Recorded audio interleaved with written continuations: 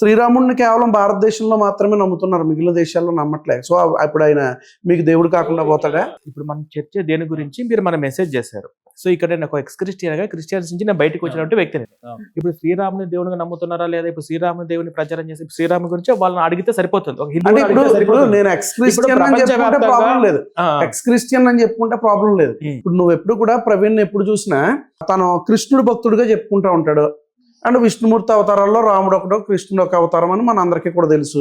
ఆయన కృష్ణుడు మనము బైబుల్లో యేసు ప్రభు ప్రవక్తన దేవుడు కాదా అన్న సబ్జెక్ట్ అయిపోయిన తర్వాత రాముడి గురించి, కృష్ణుడి గురించి, విష్ణు దశాబ్దాల గురించి మనం మాట్లాడదాం.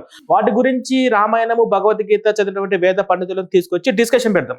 ఇప్పుడు మన బైబుల్ గురించి ఎవరు, నేను భగవద్గీత కొంతవరకు చదివానండి, నాకు అందులో కొన్ని అంశాలు నాకు నచ్చినాయి, అవి నేను ఫాలో అవుతున్నా. సో ఇప్పుడు అది సబ్జెక్ట్ కాదు కదా, నాది ఎక్స్ క్రిస్టియన్ ఛానల్లో, నా ఛానల్లో బైబుల్ పాస్టర్లు చెప్పే అబద్ధాల గురించి నేను ప్రచారం చేసిన కాబట్టి దీని గురించి డిస్కషన్ చేస్తే బాగుంటుంది. నేను ఏం విన్నానంటే ప్రవీణ్ రాముడు చాలా గొప్పవాడు, కృష్ణుడు చాలా గొప్పవాడు అని చెప్పడం నేను విన్నాను. తన యొక్క ఛానల్లోనే కొన్ని మాటలు చెప్పడం నేను విన్నాను. అలా కాదు ఇప్పుడు when it comes to comparative religion compare చేస్తూ ఉంటాం థియాలజీలో. కంపారిటివ్ రిలీజియన్ అని ఒక సబ్జెక్ట్ ఉంది. సబ్జెక్ట్ వచ్చినప్పుడు ఖచ్చితంగా యేసుక్రీస్తుని తిడతాను, నువ్వు మా దేవుడు నా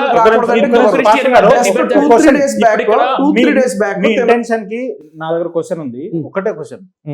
ప్రవీణ్ గారు బైబిల్ ఎందుకు వదిలేయాల్సి వచ్చింది, అసలు బైబిల్ ఎందుకు నమ్మాలి, మీరు చెప్పండి. బైబిల్ ఎందుకు నమ్మాలో, ఆయన ఎందుకు వదిలేసినో ఆయన చెప్తాడు. బైబిల్ అత్యంత పరిశుద్ధమైనది. పాపాత్ముడికి అది నచ్చదు, పాపాత్ముడు దూరంగా పారిపోతాడు బైబిల్ నుంచి. పాపాత్ముడికి అది నచ్చదు, ఎందుకంటే పరిశుద్ధంగా ఉండాలి, పరిశుద్ధంగా ఉండాలి అని అందులో ఉంటది. బైబిల్ ని నమ్మను వాళ్ళందరూ పాపాత్ములేనా? బైబిల్ నమ్మని వారు అందరూ చెప్పలే. బైబిల్ పట్టుకుని మరలా దాని నుంచి వెనుదిరిగినాడు ఖచ్చితంగా వాడికి బైబిల్లో ఉన్నటువంటి క్వాలిటీస్ నచ్చలే. ఏంటో గుడ్ క్వాలిటీస్ అంటే మద్యపానం చేయొద్దని, నరహత్య చేయొద్దని, దొంగిలించొద్దని దేవుడు చక్కటి పదాజ్ఞలు ఇచ్చాడు. అవి నచ్చనడే ఇలా పారిపోయి నేను ఆ క్రిస్టియన్, నేను ఈ క్రిస్టియన్ అని చెప్పుకుంటా ఉంటాను. మీరు క్రిస్టియనే కదా? నేను క్రిస్టియన్. రామాయణం చదివిరా? చదివాను. మహాభారతం ఐడియా ఉందా? ఐడియా ఉంది. అంటే క్రిస్టియన్ గా ఉండి రామాయణం, మహాభారతం చదివితే తప్పలేదు, కానీ అదే హిందుత్వంలో ఉన్న చాలా మంది వ్యక్తులు ఇదే క్రిస్టియానిటీని, ఇదే బైబిల్ ని చదివి నచ్చలేదు అని పక్కన పెట్టేస్తే పాపాత్ముడు అవుతాడా? తప్పేమీ లేదు. ఇప్పుడు ఒక హిందూగా ఉండి నువ్వు అన్ని గ్రంథాలు చదవచ్చు, ముస్లిం ఉండి అన్ని గ్రంథాలు చదవచ్చు కాదు.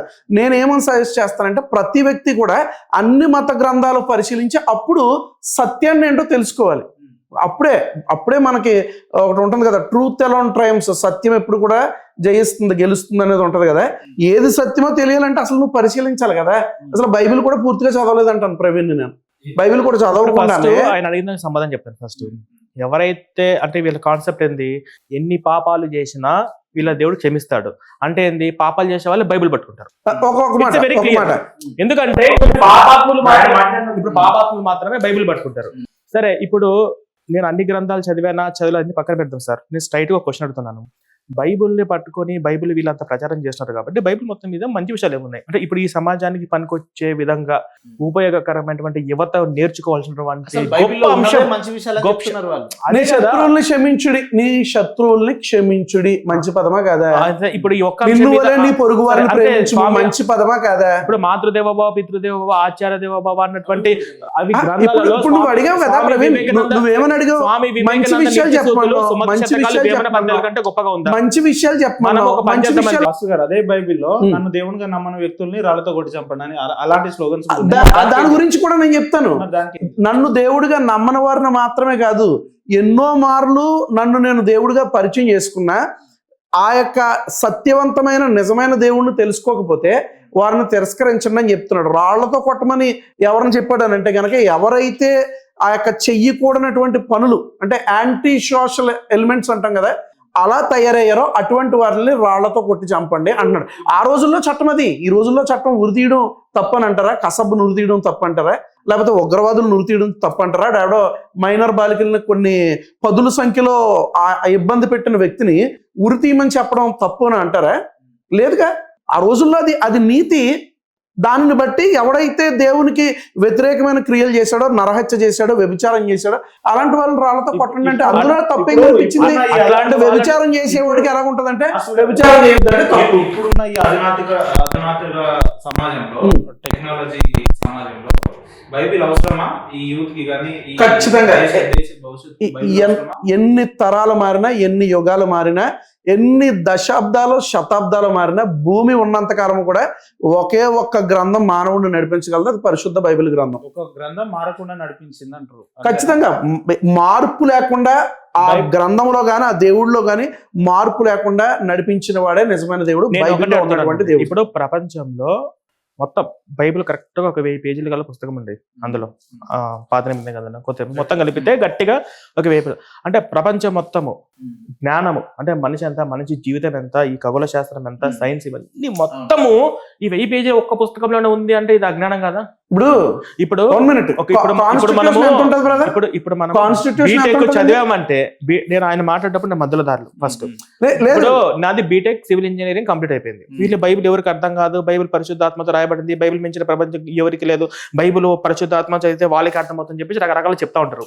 సో ఇప్పుడు బీటెక్ కంప్లీట్ అయినటువంటి ఆయన ఏమన్నాడంటే బైబిల్ పాపాత్ములకి అర్థం కాదు, పాపాత్ములే దీన్ని పాటించలేరు అని అన్నాడు. అసలు బైబిల్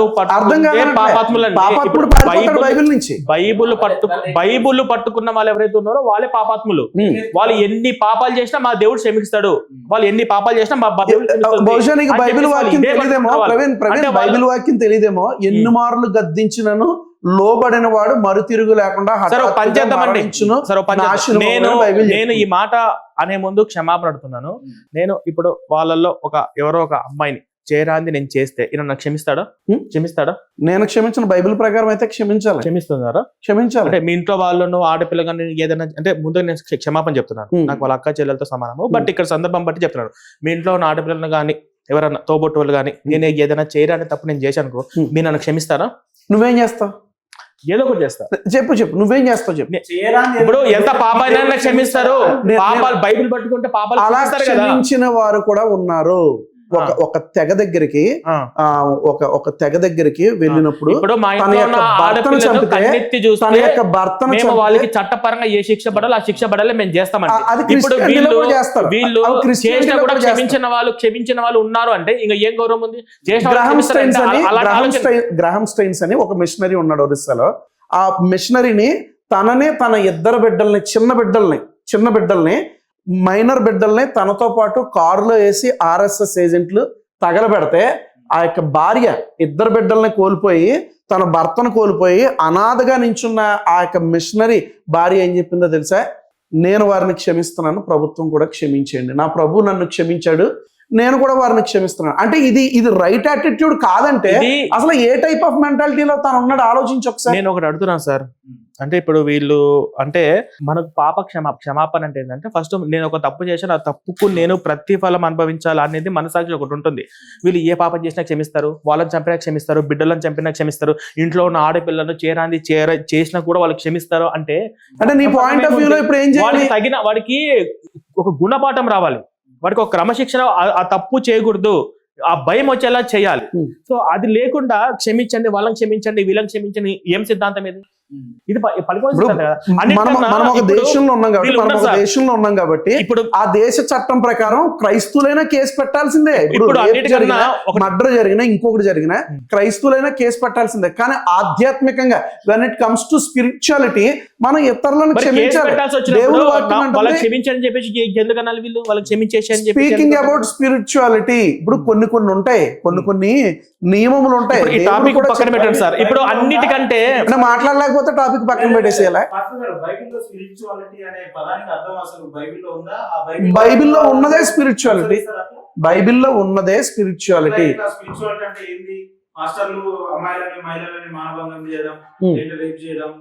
అంటే స్వామీజీలు ఎక్కడ మహిళలను ఏమి చేయట్లే, స్వామీజీ పేర్లు పెట్టుకున్నవారు పౌరహిత్యం చేసేవారు. పౌరహిత్యం చేసి ఆయన ఆ అమ్మాయిని కట్టేసి గొలుసులతో కట్టి అత్యాచారం కొన్ని సంవత్సరాలు చేసిన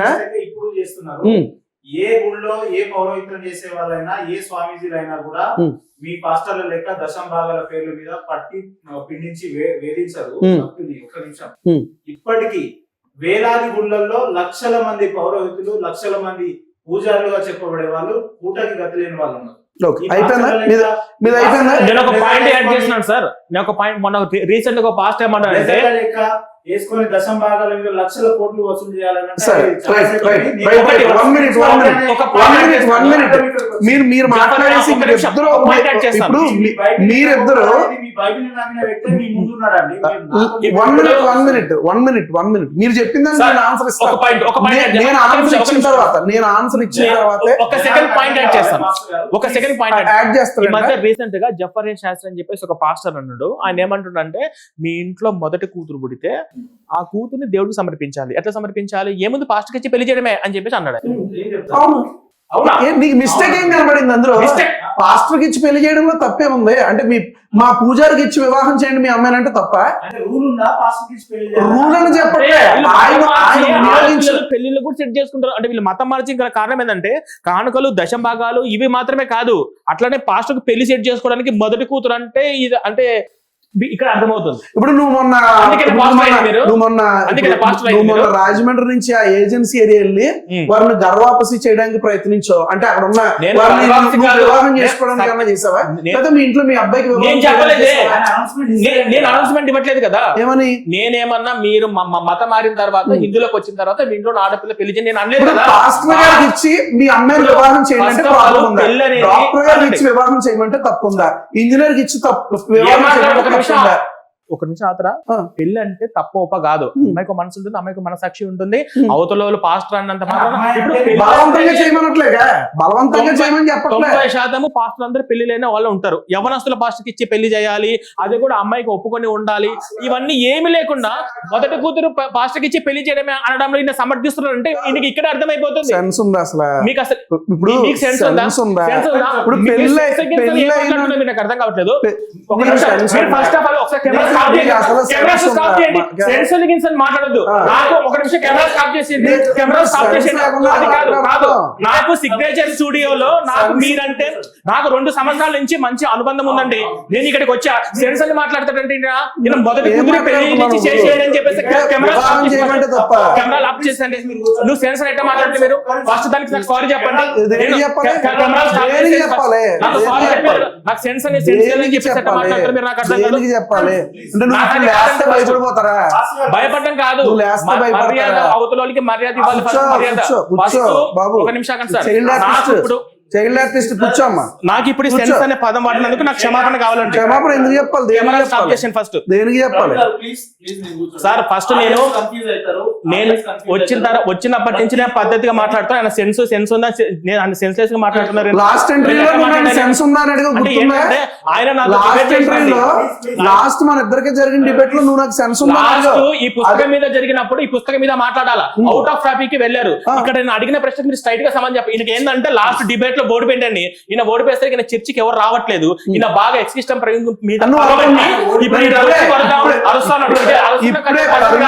కరుణాకర్ సుగ్నుతో డిబేట్ చేసి నేను వచ్చాను. 1 మినిట్. నేను డిబేట్ చేస్తే చాలా మంది రెడీగా ఉన్నారు చేయడానికి. నేను ఎవరికి పడితే ప్రవీణ్ 1 మినిట్. నువ్వు ఆవేశపడకు. నువ్వు అన్న మాట నీకు అప్పగించాను. చర్చి కాదండి, ఎట్లా పడితే అట్లా వరడానికి. ప్రవీణ్ గారు, ఒక హెల్దీ డిస్కషన్ చేద్దాం. ఎక్కడ కూడా పర్సనల్ ఎజెండాస్ ఇక్కడ పెట్టడానికి అవసరం లేదు. మీరు అట్లా లేవడం కూడా కరెక్ట్ కాదు సార్. మీరు కూడా ఇప్పుడు చైల్డ్ ఆర్టిస్ట్ అది అనడం కూడా కరెక్ట్. హెల్దీ డిస్కషన్ మీద జవాబు చెప్తాం, ఆడియన్స్ కూడా వెయిట్ చేస్తారు. నేను ఒక మాట ఇది హెల్దీ డిస్కషన్ మీద వచ్చినప్పుడు నేను గ్రామాల్లోకి వెళ్ళి బాబు యేసు నేను ఇది చెప్పిన బైబిల్ ఉన్నట్టు చెప్పిన వాళ్ళు చెప్పి వాళ్ళ సత్యం వైపు నడిపిస్తుంటే వాళ్ళ కూతుర్ని పెళ్లి చేసుకుంటారు. ఇప్పుడు నాకంటే పెళ్లి అయింది, కొడుకు కూడా ఉన్నాడు. మాకు పెళ్లి అనే ఆలోచన రాదు. మేము ఎవరైనా మతం మార్చి మేము అక్క చెల్లి మా భావనతో మేము అలా చూస్తాం. మా సహోదరి భావన చూస్తాం. ఆయన జఫర్ శాస్త్రి గారు చెప్పింది సపోర్ట్ చేస్తున్నారంటే బైబిల్ ని బోధించకుండా వ్యక్తిగత ప్రయోజనాలు తీసుకుంటున్నారు. పెళ్లి చేయమంటున్నారు, లేదంటే మీ ఏది ఉంటే అవి ఇవ్వమంటున్నారు, ఈ భక్తుల్ని పీడిస్తున్నారు అనే కాన్సెప్ట్ లానే అర్థం చేసుకోండి. ఎంతసేపు ఇప్పుడు మీరు చెప్పిన దానికి తన చెప్పిన దానికి చాలా వేరియేషన్ ఉంది. ఎందుకంటే తన చెప్పిన పాయింట్ ని మీరు చాలా క్లియర్ గా చెప్పారు.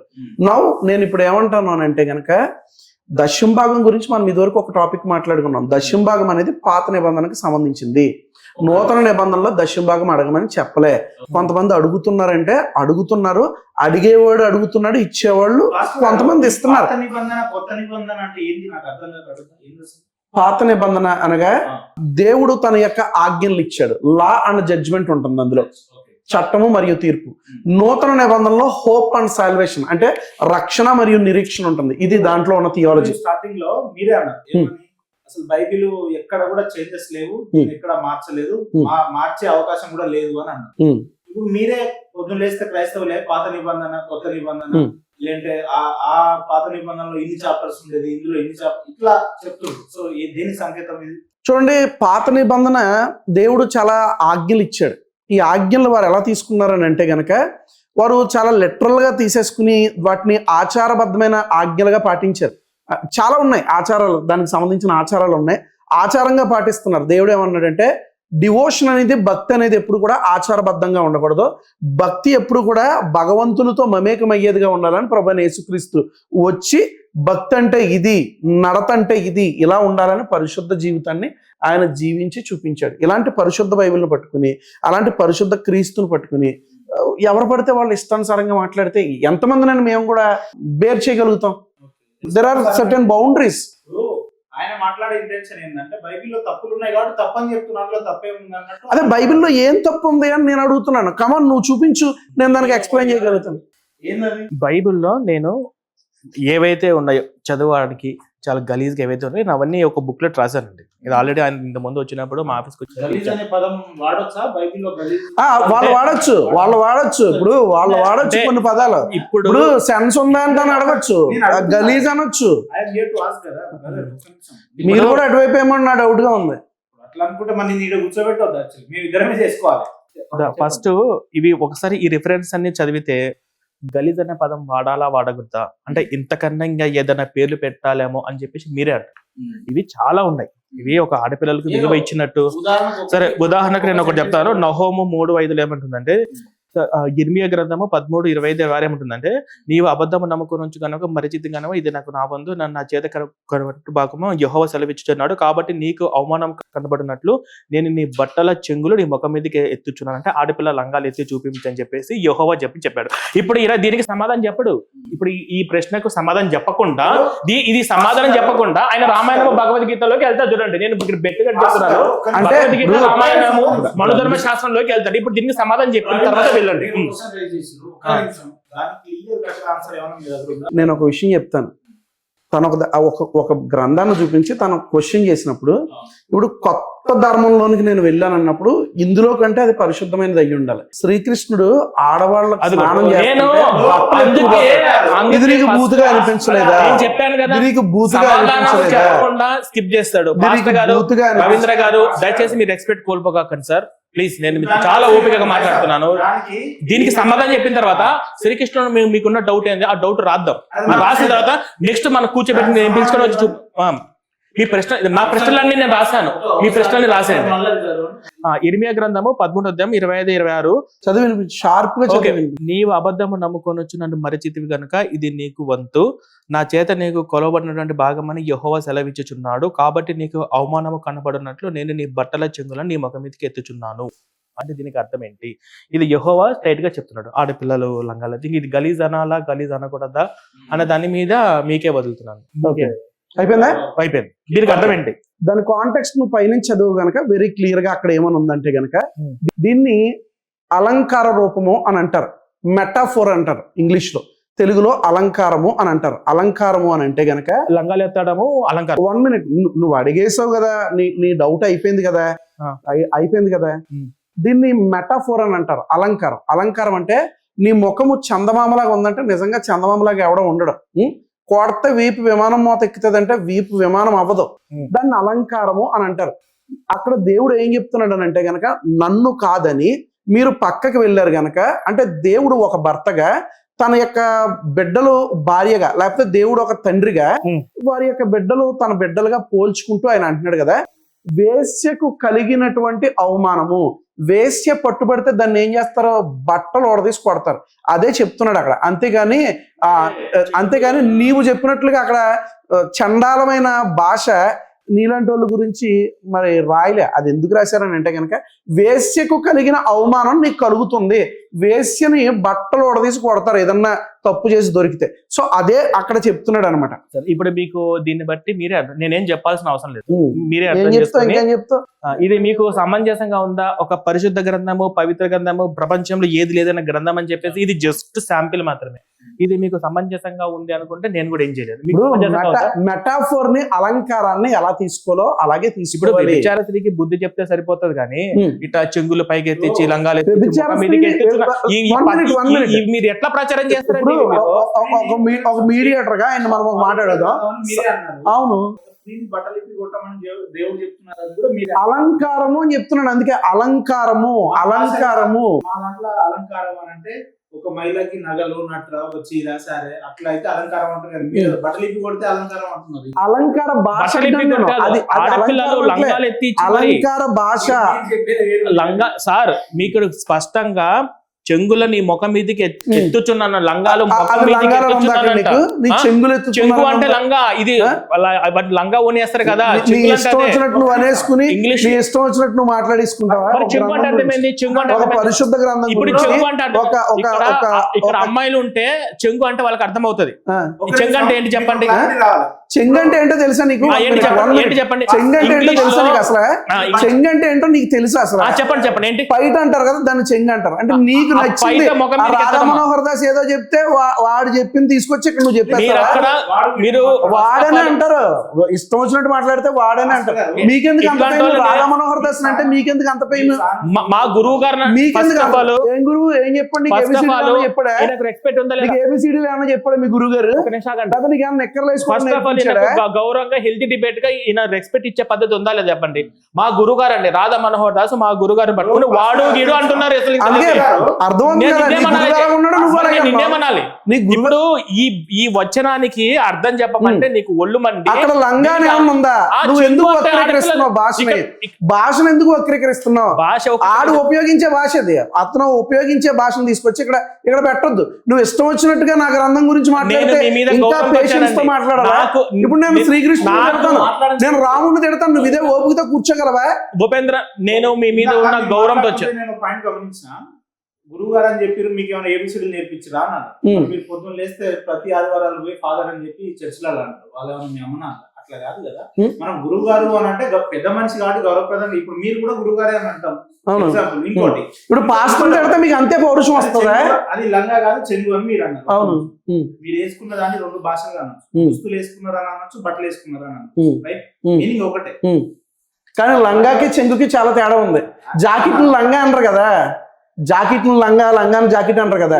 లంగాని లంగా అని అంటారు, జాకెట్ను జాకెట్ అని అంటారు, పైటను పైటే అంటారు. మీరు భాషను వక్రీకరించేసి మీ ఇష్టం వచ్చినట్టు మాట్లాడేసి లేని భాషను ఇక్కడ చెప్తే there are limits for everything.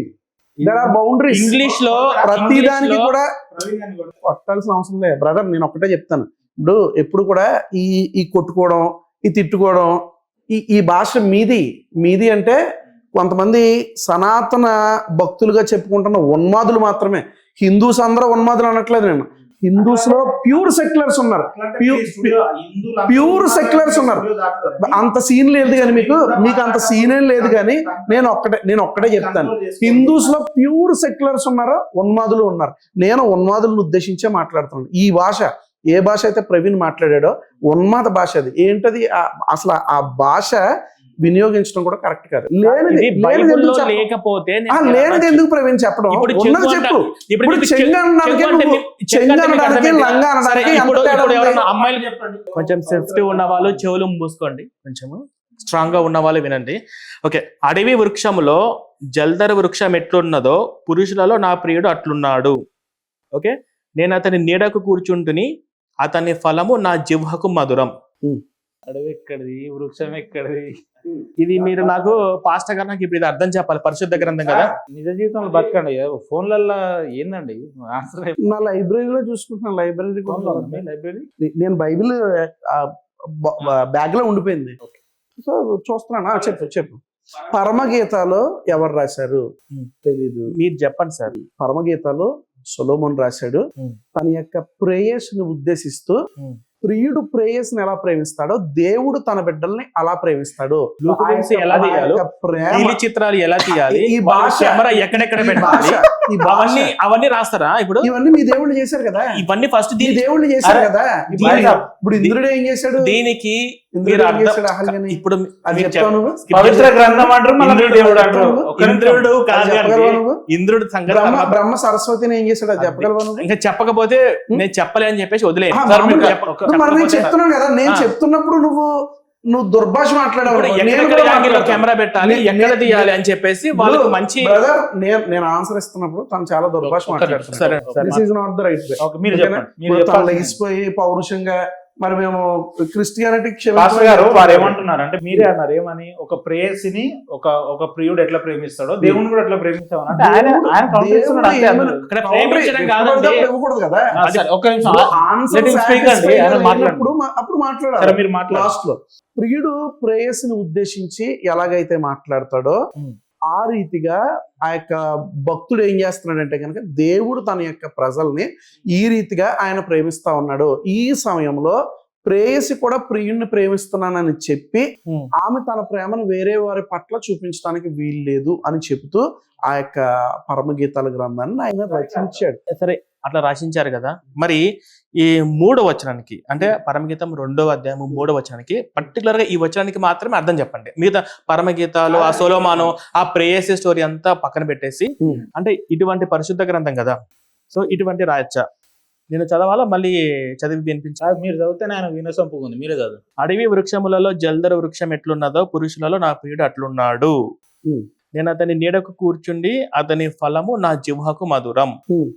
ఇది ఒక్కటే అర్థం చెప్పండి. నేను చెప్పాను కదా, ఇప్పుడు ప్రియుడు తన ప్రేయస్ని ఎలాగైతే ప్రేమిస్తాడో క్రీస్తు తన సంఘాన్ని లేదా దేవుడు తన యొక్క బిడ్డల్ని ఆ రీతిగా ఆయన ప్రేమిస్తున్నాడు. ఈ ప్రేమ ఎలాంటిది అని అంటే కనుక నిష్కపటమైన ప్రేమ, అది కల్తీ లేనటువంటి ప్రేమని దేవుడు అక్కడ ఆ రీతిగా వర్ణిస్తా. ఇప్పుడు జిహ్వ అంటే ఏంటండి? జిహ్వ అంటే చెప్పు, నువ్వు చెప్పు. నాలుక. ఫలం అంటే అక్కడ ఏమొస్తుంది? చెప్పు నువ్వే. అతని ఫలము అంటే ఏమొస్తుంది? అంటే ఈ రీతిగా దేవుడు బిడ్డలను ప్రేమిస్తున్నాడా? ఏ రీతిగా? మీరు చెప్పండి సార్ దీనికి. అందుకే ప్రవీణ్, నేను ఒక మాట చెప్తాను. ఒకటి వినే ఆ యొక్క ఆయన వింటున్నాడు కానీ మీరు చెప్పేది కరెక్ట్ లేదని చల్లారమైన భాష మాట్లాడితే మనం సార్, నేను బైబుల్లో లేనిది మాట్లాడితే మీరు ఏదైనా చేసి మధ్యలో లాంగ్వేజ్ మాట్లాడుతున్నా, అది అస్సలు కరెక్ట్ కాదు. నేను అర్థం చేయ జిహ్వ అంటే నాలుకము, అతని ఫలం అంటే ఏంది అని ఆగిపోయాను. ఇదిగో అతని ఫలము. మీరేందో చెప్పండి మరి, అతని ఫలం ఏందో మీరేందో రైట్. ఇజ్రాయెల్ భూభాగంలో అనేక ప్రదేశాలను ఉద్దేశించి ఆయన తన కార్యాలు ఎక్కడెక్కడైతే జరిగించాడో ఆయా కార్యాలను ఆయన జ్ఞాపకం చేస్తూ ఇక్కడ ఈ గ్రంథాన్ని రాయిపిస్తున్నాడు. ఒక చోట నీ నాభి అని మాట్లాడతాడు, అంటే బొడ్డు, నాభి, నట్ట నడుమున. నీ భాష అది కాదండి ఈ నా టాపిక్. చూడండి, సమాధానం చెప్తే నేను వింటాను సార్. సమాధానం చెప్పకుండా అవుట్ ఆఫ్ టాపిక్ వెళ్ళిపోయి నట్ట నడుము, బొడ్డు, ఇజ్రాయెల్ దేశము, యెహోవాది కాదు కదా. ఇక్కడ ఈ ఫలం ఏంది, జిహ్వ ఏంది, దీనికి చెప్తున్నాను. నువ్వు అడిగిన భాష బాలేదు గనక నేను చెప్పే భాషలో నేను చెప్తున్నాను. ఇప్పుడు ఇజ్రాయేలీలో కొన్ని భూభాగాలు ఉన్నాయి. భాష ఇంపార్టెంట్ కాదు, సబ్జెక్ట్ ఇంపార్టెంట్. అంటే ఏది పడితే ఆన్సర్ చెప్పే మాట్లాడొచ్చా? భాష ఇంపార్టెంట్ కాదు. నేను ఏమంటున్నా అంటే, ఏది పడితే ఎలా పడితే అలా మాట్లాడచ్చు. ఏదో మనం ఒక సొసైటీకి, సమాజానికి మెసేజ్ ఇస్తున్నప్పుడు మన భాష బాగుండాలి. అసలు ధర్మమే దరిద్రంగా ఉన్నప్పుడు భాష ఏం బాగుంటుంది? నేను కూడా అనగలుగుతాను. నీ ధర్మమే భూత ధర్మం అయితే నీ నోట్లో నుంచి మంచి మాటలు వస్తాయి అని నేను కూడా అనగలుగుతాను. బైబిలే భూత పురాణం అని మేము కూడా చెప్పగలుగుతాం. వెరీ కేర్ఫుల్ గా మాట్లాడితే వెరీ కేర్ఫుల్ గా నేను కూడా మాట్లాడతాను. చూడండి, ఇజ్రాయేలీలో ఉన్న భూభాగాన్ని ఉద్దేశించి, అక్కడ ఉన్నటువంటి కొండలను ఉద్దేశించి ఆయన మాట్లాడుతున్నాడు.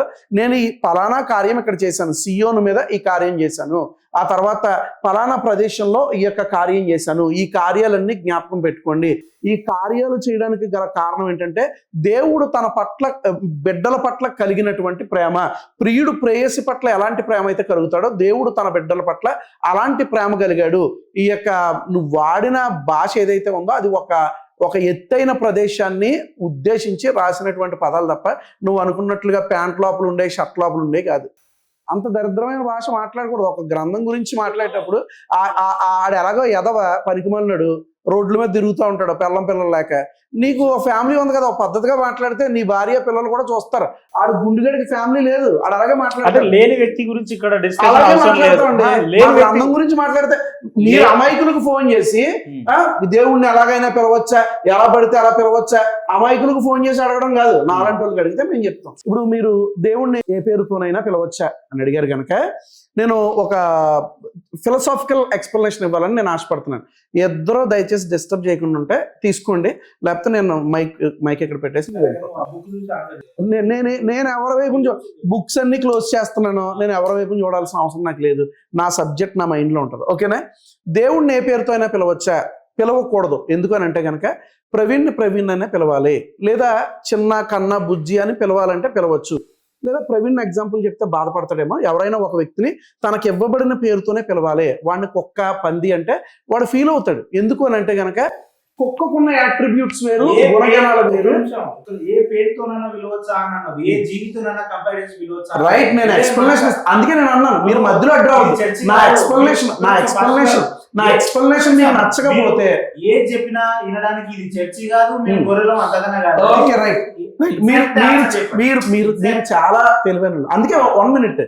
ఇప్పుడు ఆ వ్యక్తిని అలా పిలిస్తే ఎందుకు ఫీల్ అవుతాడు అనేది నేను చెప్తున్నాను. ఆ వ్యక్తిని చిన్న కన్నా బుజ్జి అంటే ఫీల్ కాదు, కానీ కుక్క, నక్క అంటే పంది అంటే ఫీల్ అవుతాడు. అందుకే ఎందుకు ఫీల్ అవుతున్నాడు అంటే దానికి ఖచ్చితంగా మీరైనా అలాగే ఫీల్ అవుతారు కదా. ఉపేంద్ర అటు ఇటు కాదు అంటే మీరు ఫీల్ అవుతారు కదా. నేను అదే చెప్తున్నాను. Right, okay. ఉపేంద్ర అనే పిలవాలా, రవీంద్రనాథ్ అని పిలిస్తే పలుకుతారు. దగ్గరగానే ఉంది కదా ఉపేంద్ర, రవీంద్ర అంటే మారిపోతారు కదా. ఇప్పుడు ఆ యొక్క క్వాలిటీస్ మారిపోతాయి. ఇప్పుడు దేవుణ్ణి ఏ పేరుతో అయినా పిలవచ్చు అంటే పిలవకూడదు. ఎందుకు అని అంటే కనుక దేవుణ్ణి దేవుడిగానే గుర్తించాలి. ఆయనకున్న క్వాలిటీస్, ఆయనకున్న యాట్రిబ్యూట్స్ మారిపోతే ఆయన దానికి ఏమాత్రము కూడా అంగీకరించదు. యేసుక్రీస్తుకున్న క్వాలిటీస్ రాముడికుంటే ఖచ్చితంగా ఆ పేరు పెట్టి మీరు పిలవచ్చు, లేనప్పుడు మనం పిలవకూడదు. యేసుక్రీస్తుకున్న క్వాలిటీస్ అల్లాకుంటే మనం ఖచ్చితంగా వీరిద్దరూ ఒకటే అని గుర్తించవచ్చు. ఆ క్వాలిటీస్ లేనప్పుడు వారిని ఏ పేరుతో పడితే ఆ పేరుతో పిలవకూడదు. చూడండి, ఏకం సత్ విప్ర బహుదా వదంతు అని ఋగ్వేదంలో మోస్ట్ ఫేమస్ కోట్ ఒకటి ఉంటుంది. మీరు చిన్న పిల్లవాడిని అడిగినా బహుశా చెప్తారు. ఏకం సత్ విప్ర బహుదా వదంతు అంటే ఏకం సత్, సత్యం ఒకటే. విప్ర బహుదా వదంతు అని అంటే గనక wise call it as several names. జ్ఞానము కలిగిన వాడు సత్యాన్ని అనేక విధాలుగా గుర్తిస్తాడు. అక్కడి నుంచే ఈ పాలిథియిజం వచ్చింది. పాలిథియిజం అంటే బహుదేవత ఆరాధన. హిందూయిజంలో బహుదేవత ఆరాధన ఆ యొక్క కోట్ నుంచే ఈ యొక్క బహుదేవత ఆరాధన అనేది వచ్చింది. నౌ ఇప్పుడు దీని గురించి మనం మాట్లాడుకుంటే కమింగ్ టు ఫిలాసఫీలో వివిధ సత్యాలు ఉన్నాయి, చాలా ట్రూత్స్ ఉన్నాయి. కానీ 3 ప్రాముఖ్యమైన సత్యాలు చెప్తాను. ఒకటి ట్రూత్. మనం ఏదైతే ట్రూత్, సత్యం అనుకుంటున్నామో అది అన్నిసార్లు సత్యం కాదు. ఎందుకు అని అంటే కనుక చాలా మంది దాన్ని నిజం అనుకుంటారు, అది నిజం కాదు. ఫర్ ఎగ్జాంపుల్, మనం కింద నుంచి ఒక కొండ మీదకి చూస్తే మంచు సమయంలో ఆ యొక్క చలి ప్రదేశంలో చూస్తే ఎవడో ఏదో తగలబెడుతున్నాడేమో కొండ మీద అన్నట్టుగా ఉంటుంది. గబగబా మనం పరిగెత్తుకుని వెళ్ళి అక్కడ చూస్తే ఎవడో ఏం తగలబెట్టాడు, అది మంచు మాత్రమే. మనం పొగ అనుకుంటున్నాం, అది మంచు. ఇది సత్యం అనుకుంటున్నాం కానీ అది సత్యం కాదు. రెండోది ఉంటుంది, అదేంటంటే ఫిలాసఫీలో అబ్సల్యూట్ ట్రూత్, సార్వత్రిక సత్యం. అంటే ప్రపంచం అంతా ఇది నిజమే అని నమ్ముతుంది కానీ అది నిజం కాదు. ప్రపంచం అంతా నమ్మినా అది నిజం కాదు. ఏంటి ఆ యొక్క నిజం అంటే ఒక ఎగ్జాంపుల్ చెప్తాను. ఇది యాప్ట్ కాకపోవచ్చు కానీ, ఇది కొంతమంది ఒప్పుకోకపోవచ్చు కానీ సైంటిఫిక్ గా ఒక మాట చెప్తాను. చిన్నప్పటి నుంచి మనం ఒక విషయాన్ని చదువుకున్నాం. ఏంటంటే కనుక sun rises in the east, sun sets in the west. సూర్యుడు తూర్పున ఉదయిస్తాడు, పడమరన ఆయన అస్తమిస్తాడని మనం చిన్నప్పటి నుంచి చదువుకున్నాం. కానీ వాస్తవానికి సూర్యుడు భూమి చుట్టూ తిరగట్లే, భూమే సూర్యుడు చుట్టూ తిరుగుతుంది. కాబట్టి కొంతమంది అడుగుతున్నారు, భూమే సూర్యుడు చుట్టూ తిరుగుతుంది కనుక సూర్యుడు ఎలా ఉదయిస్తాడు, సూర్యుడు ఎలా అస్తమిస్తాడు, భూమే సూర్యుడు చుట్టూ తిరుగుతుంది అంటే ప్రపంచమంతా సార్వత్రిక సత్యముగా గుర్తించింది ఏదైతే ఉందో అది సార్వత్రిక సత్యం కాదు. మూడోది ఏంటంటే కనుక అబ్సల్యూట్ యూనివర్సల్ ట్రూత్, సంపూర్ణ సార్వత్రిక సత్యం. ఇంకా దాన్ని ఎవడో మార్చలేడు. ఆ సత్యమే దేవుడు. ఆ దేవుణ్ణి సత్యాన్ని సత్యంగానే, సంపూర్ణ సార్వత్రిక సత్యంగానే గుర్తించాలి. కానీ ఎలా పడితే అలా గుర్తిస్తానంటే అవకాశం లేదు. దేవుణ్ణి దేవుడిగానే గుర్తించాలి. కేవలం రవీంద్రనాథ్నే ఉపేంద్ర అంటే పలకడు కదా, రవీంద్రనాథ్నే ప్రవీణ్ అంటే పలకడు కదా. దేవుణ్ణి ఎలా పడితే ఎలా పిలుస్తావు? పిలవడానికి వీళ్ళే. ఇందాక నేను కరుణాకర్ గారి దాంట్లో ఒక చిన్న ఎక్స్ప్లెనేషన్ ఇచ్చాను, అది చెప్తాను. ఇప్పుడు యెహోవా అనే దేవుడికి ఉన్న క్యారెక్టర్, అల్లా అనే దేవుడికి ఉన్న క్యారెక్టర్, రాముడికి కృష్ణుడికి ఉన్న క్యారెక్టర్ వేరు, యేసుక్రీస్తుకున్న క్యారెక్టర్ వేరు. కనుక యేసుక్రీస్తుకున్న క్యారెక్టర్ని బట్టి ఆయనకు ఒక పేరు మనం ఆయన ద్వారా తెలుసుకున్నాం కనుక ఆ పేరుతోనే పిలవాలి, ఎలా పడితే అలా పిలవడానికి అవకాశం లేదు. కాబట్టి నేను ఏమంటానంటే కనుక మీరు దేవుణ్ణి దేవుడిగానే గుర్తించండి అని నేను అంటాను. బహుశా సత్యం తెలియక ప్రవీణ్ వెనక్కి వెళ్ళాడేమో, మరలా సత్యం తెలుసుకుని ముందుకు రావాలని నేను ఆహ్వానిస్తున్నాను. ఓకేనండి, ఫస్ట్ ఇప్పుడంతా చెప్పిందంతా వింటున్నాను. ఇందులో విన్నాను. ఫస్ట్ పాయింట్ వచ్చేసి ఇక్కడ లేని వ్యక్తులు మా రాధా మనోహర్ దాస్ గురువు గారిని అలా మాట్లాడడం కరెక్ట్ కాదు. ఫస్ట్ అది ఒప్పుకోవాలి. ఇక్కడ ఎవరైతే ఉన్నారో నేనున్నాను, నాతో మాట్లాడచ్చు. నేను మాట్లాడినటువంటి పాయింట్ల మీద ఆయనకి ఏదైనా డౌట్ ఉంటే అడగచ్చు. వాళ్ళు అడిగారు వీళ్ళు అడిగారు అని చెప్పేసి ఇక్కడ లేని మా పెద్దవాళ్ళను మా గురువులను ఇన్సల్టింగ్ చేయడం కరెక్ట్ కాదు. ఇప్పుడు నేను రవీంద్ర గారి గురించే మాట్లాడుతున్నాను కానీ వీళ్ళ గురువులు వీళ్ళ మినిస్టర్స్ కానీ వేరే వాళ్ళ గురించి నేను ఇక్కడ తీసి నేను ఇన్సల్టింగ్ చేసే విధంగా మాట్లాడాలి. ఫస్ట్ ఇది ఒప్పుకోవాలి. ఫస్ట్ ఇప్పుడు ఆయన ఎవరు అడిగారని కాదు, ఇప్పుడు ఇది ఎక్స్ క్రిస్టియన్ బుక్లెట్, నేను ప్రవీణ్ కుమార్ నేను రాశాను, ఈ ప్రశ్నలన్నీ నావి, సమాధానం చెప్తే చెప్పమని, చెప్పకపోతే లేదు. ఇది వాళ్ళు చూసి రాశారు వీళ్ళు చూసి ఇవన్నీ కాదు కదా. ఇప్పుడు ఒప్పుకోమన్నాడు కదా, నేను ఒప్పుకుంటాను ఖచ్చితంగా. ఇప్పుడు లేని వ్యక్తి గురించి మాట్లాడకూడదు, అదే కదా నేను లేని వ్యక్తి గురించి. మరి ఇందాక జఫన్య శాస్త్రి ఇక్కడ ఉన్నాడు, నువ్వు మాట్లాడావు జఫన్య. ఇప్పుడు దశమ భాగాల గురించి ఇప్పుడు ఆయన చెప్పింది నాకు సంబంధం లేదంటే వదిలేయచ్చు కదా. ఇప్పుడు ఆయన జఫన్య శాస్త్రి గురించి ఎందుకు మాట్లాడావు? జఫన్య శాస్త్రి గారు జఫన్య శాస్త్రి గురించి మాట్లాడకూడదు కదా. ఎథిక్స్ మోరల్ వాల్యూస్ గురించి మాట్లాడేటప్పుడు ముందు మనం ఫాలో కావాలి ఆ ఎథిక్స్ మోరల్ వాల్యూస్. నేను జఫన్య శాస్త్రి గారిని గౌరవిస్తే మాట్లాడాను. నువ్వు చాలా వక్రీకరించి మాట్లాడావు. వినండి, మీరు రాధా మనోహర్ దాస్ గురువు గారు ఇలా అన్నారు, దాన్ని మీరు ఏకీభవిస్తారు అంటే మా గురువు గారిని రెస్పెక్ట్ ఇచ్చి ఆయన పేరు తీయొద్దని కాదు, ఆయన ఇలా అన్నాడు దానికి నువ్వు స్టాండ్ అయి ఉంటావు అంటే నేను సమాధానం చెప్తా. మా గురువు వినండి, నేను ఇప్పుడు మొదటి కూతుర్ని అంటే ఆడపిల్లల్ని పాస్టర్కి ఇచ్చి పెళ్లి చేయని అట్లాంటి మనం రెస్పెక్ట్ ఇస్తామా? మీరు చెప్పండి సార్, మీరు హార్ట్ మీద చేసుకుని చెప్పండి. ఇప్పుడు చర్చికి వచ్చే ఆయన వయసు ఎంత? 50 ఏళ్ళు పైన పడి ఉంటాయి. ఓకే, మొదటి కూతురు ఇచ్చేసని చెప్పి అంత ధైర్యంగా ఇదే మాట వేరే వాళ్ళు ఎవరన్నా అంటే అది ఎంత పెద్ద సీరియస్ ఇష్యూ అవుతుంది. కానీ అట్లాంటి వీళ్ళందరూ వెనకేసుకొస్తున్నారు కాబట్టి నేను అట్లాంటి వాళ్ళకి రెస్పెక్ట్ ఇచ్చి మాట్లాడాలని నేను అనుకోలేదు. వివాహం చేసి అని అనలేదని. ఇప్పుడు నువ్వు టాపిక్ డైవర్ట్ చేయొద్దు, మీరు టాపిక్ డైవర్ట్ చేస్తున్నారు. మాట్లాడొద్దని ఎథిక్స్ మాట్లాడారు. జఫర్ శాస్త్రి చెప్పింది ఫాలో అయితే నేను ఫాలో అవుతాను. జఫర్ శాస్త్రి గారు చెప్పింది మీరు స్టాండ్ అవుతారా? జఫర్ శాస్త్రి గారు చెప్పింది నా ఎదురుగుండా ఉన్నవాడికి ఎథిక్స్ ఉండాలంటే అది కుదరదు. అసలు జఫన్య శాస్త్రి చెప్పింది నేను పాటిస్తాను. 1 మినిట్ మీరు పాటిస్తారా? నా కూతుర్ని పెళ్లిగా ఒక పాస్టర్కి ఇచ్చి వివాహం చేయడానికి నేను సంపూర్ణంగా సిద్ధంగా ఉన్నాను. అలా చెప్పలేదు ఆయన. పాస్టర్కి ఇచ్చి పెళ్లి చేయడమే అన్నారు ఆయన. పాస్టర్కి ఇచ్చి చాలా మంది ఉన్నారు అంటే అవన్నీ ఆయన చెప్పలేదుగా. అంటే నీకు అర్థమైంది. ఆడపిల్ల గురించి అట్లా వెటకరంగా మాట్లాడడం కరెక్ట్ కాదని చెప్తే నేను ఈయన గౌరవిస్తా. ఇప్పుడు ఆడపిల్ల గురించి అట్లా ఇప్పుడు కొన్నిసార్లు సందర్భాలు దాటారండి మా గురువులు. ఎక్కడ నీ బాధ కరెక్టే కానీ వర్ణించే విధానం వేరే ఉంది. నేను చెప్తాను, పాస్టర్ అని అన్నాడు తప్ప పెళ్లి కాని పాస్టర్ అని అనలేదు. క్రైస్తవంలో పాస్టర్లు అందరూ కూడా మాక్సిమం పెళ్ళైన వాళ్ళే ఉంటారు కదా. అందుకే పాస్టర్ పెళ్ళైన వాళ్ళు కాదు, వాళ్ళు పెళ్లిళ్ళు అయిన వాళ్ళు ఉంటారు. అదే అనేక రకాల పెళ్లిళ్ళు అయ్యి కొన్ని చోట్ల పోర్న్ స్టార్ గా యాక్ట్ చేసిన వాళ్ళు కూడా ఉంటారు. అట్లాంటి వాళ్ళు కూడా పాస్టర్ అయ్యి ఇట్లాంటి వాళ్ళు ఉంటారు. కొన్ని విడిపోయిన వాళ్ళు ఉంటారు, ఇట్లా డైవర్స్ తీసుకుని విడిపోయిన. ఇప్పుడు వీళ్ళందరికీ ఇచ్చి పెళ్లి చేస్తారా? 1 మినిట్.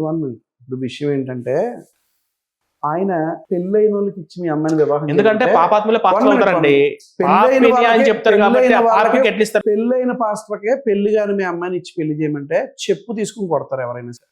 అర్థమైందా? పాస్టర్ అయినా అతనికి ఇచ్చే మర్యాద ఇస్తారు. పాస్టర్ అయినా సరే మీ పెళ్లి కాని అమ్మాయిని తీసుకొచ్చి పెళ్ళైన పాస్టర్కి ఇచ్చి చేయమంటే చెప్పు తీసుకుని కొడతారు. ఆయన చెప్పింది ఏంటంటే పెళ్లి కాని పాస్టర్ ఎవరైనా ఉంటే అతనికి ఇచ్చి మీ పెళ్లి కాని అమ్మాయిని వివాహం చేయండి. అలా క్లియర్ గా చెప్పలేదు. అంత క్లియర్ గా చెప్పలేనప్పుడు నువ్వు వక్రీకరించకూడదు కదా. ఆయన పెళ్లి అనేది ఆడపిల్లల గురించి మాట్లాడేటప్పుడు పాస్టర్లైనా గురువులైనా పీఠాధిపతులైనా పద్ధతిగా గౌరవంగా మాట్లాడాలి, చాలా క్లియర్ గా చెప్పాలి. ఇప్పుడు వాళ్ళకు వీళ్ళు మతం మార్చి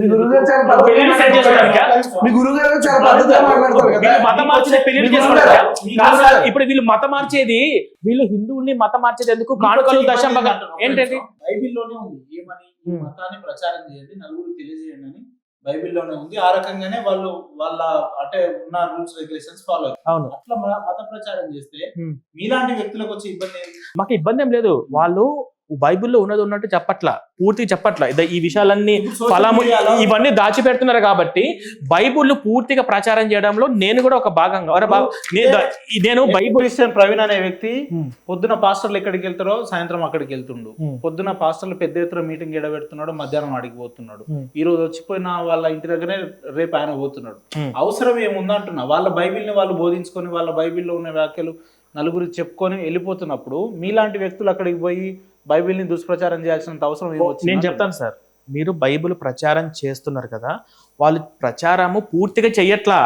వాళ్ళు ప్రచారం పూర్తిగా మేము చేస్తున్నాం. అంటే అసలు విషయాన్ని అసలు విషయం దాచిపెడుతున్నారు. దాచిపెడుతున్నారు. బైబిల్లో నా ఉద్దేశం ఏంది, మా ఎక్స్ క్రిస్టియన్ ఛానల్లో ఈ బైబిల్ జ్ఞానం వచ్చి ఈ బైబిల్ జ్ఞానం వచ్చి మైదో వాళ్ళకి నేను చెప్తున్నాడు. ప్రచారం చేసేది నేను కూడా బైబిలే. అడుగుతున్నాను ప్రవీణ్, నేను అడుగుతున్నాను ఒక్క ప్రవీణ్, నిమిషం నువ్వు సార్, బైబిల్ మీరు- పూర్తిగా మీకు చదివావా? అవకాశం పూర్తిగా ఇస్తా. నేను బైబిల్ పూర్తిగా చదివా. ఒక్క నిమిషం, ఎట్లా నువ్వు చదువుతాడు? బైబిల్ ఎట్లా గురించి చదువుతాడు? పూర్తిగా చదివావా? ఇప్పుడు ఒక నిమిషం. పొద్దున్న లేస్తే పాస్టర్ అని చెప్పి మీరే ఫోన్లలో చూసి చెప్తున్నాడు. ఆయన ఎట్లా మొత్తం చదువుతున్నాడు? ఎందుకు బైబిల్- ఫోన్ లో చూసి ఎవరు మీరే- చెప్తున్నారు? మీకే బైబిల్ మొత్తం తెలియదు ఫోన్ లో చూసి ఎవరు చెప్తున్నారు?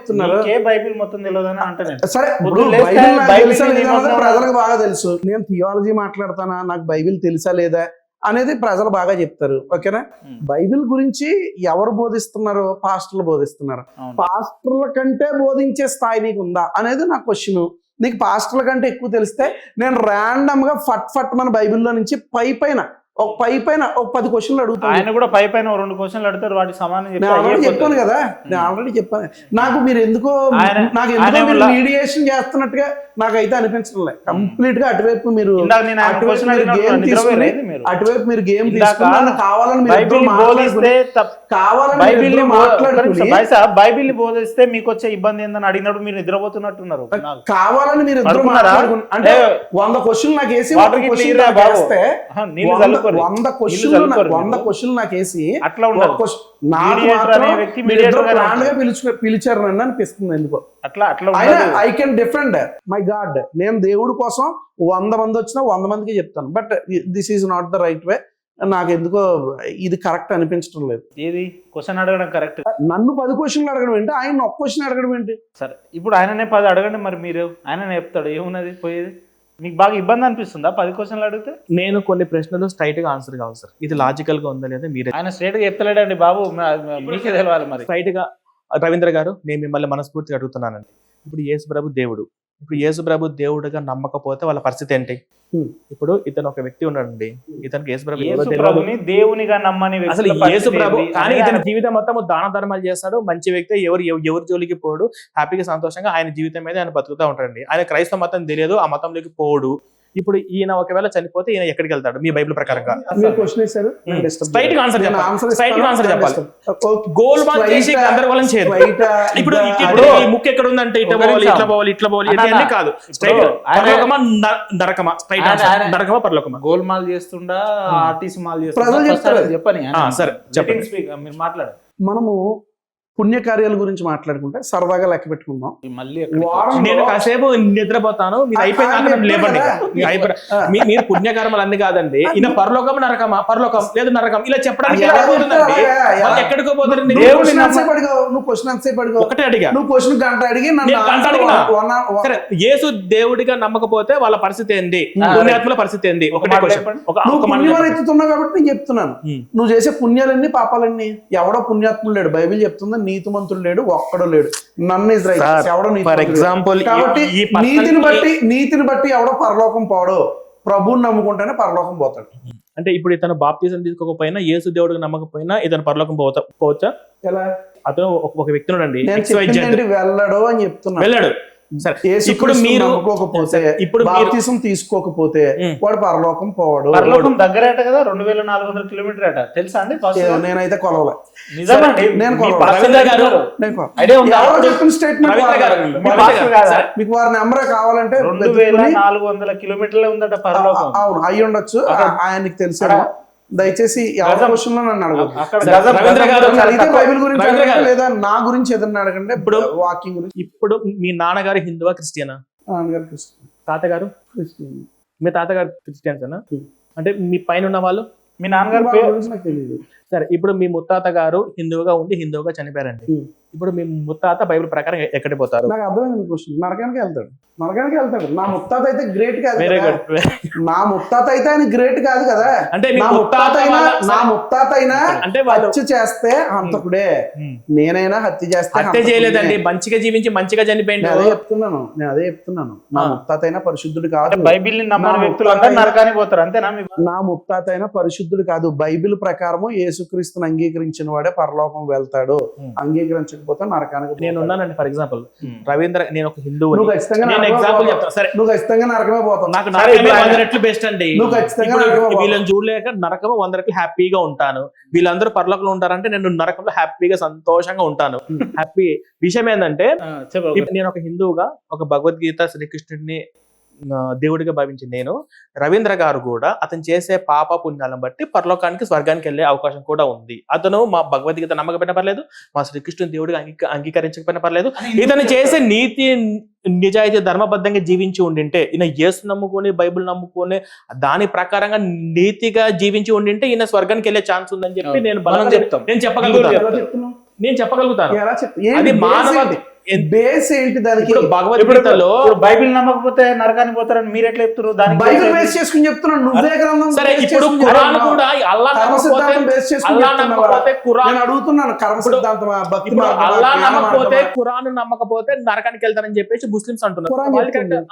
ఇప్పుడు వాళ్ళు కరెక్టా, మీరు కరెక్టా? ఎవరు కరెక్ట్ అనేది కంపారేటివ్ రిలీజియన్ చూస్తే ఆ తట్టుకునే ఓపిక అవతల వ్యక్తికి కూడా ఉంటే, చూసే వారికి కూడా ఉంటే, నిజం తెలుసుకోవాలనుకుంటే గ్రంథాల ఇక్కడ ఒక హిందువుగా ఉన్నటువంటి నేను ఎలా మాట్లాడుతున్నాను, ఒక క్రైస్తవుగా ఉన్నటువంటి ఆయన ఎలా మాట్లాడుతున్నారు అది ప్రేక్షకులు నిర్ణయిస్తారండి. అంటే ఇలా తాత వాళ్ళ తాత వాళ్ళ పైన తాత, ఆ పైన జనరేషన్ మొత్తము నరకానికి అంట, ఈయన పరలోకానికి వెళ్తారంట. ప్రపంచంలో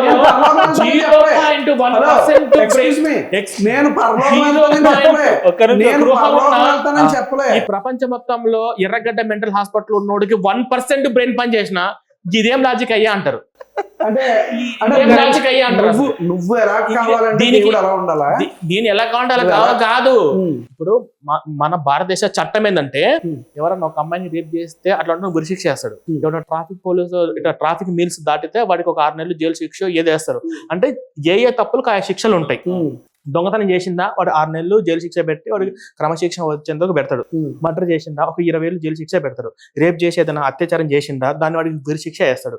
అన్ని తప్పులు ఒకే శిక్షలు ఉంటావు కదా, అన్ని తప్పులు. కానీ వీళ్ళకి ఒకటి శాశ్వతమైన పరలోకము, శాశ్వతమైన నరకం.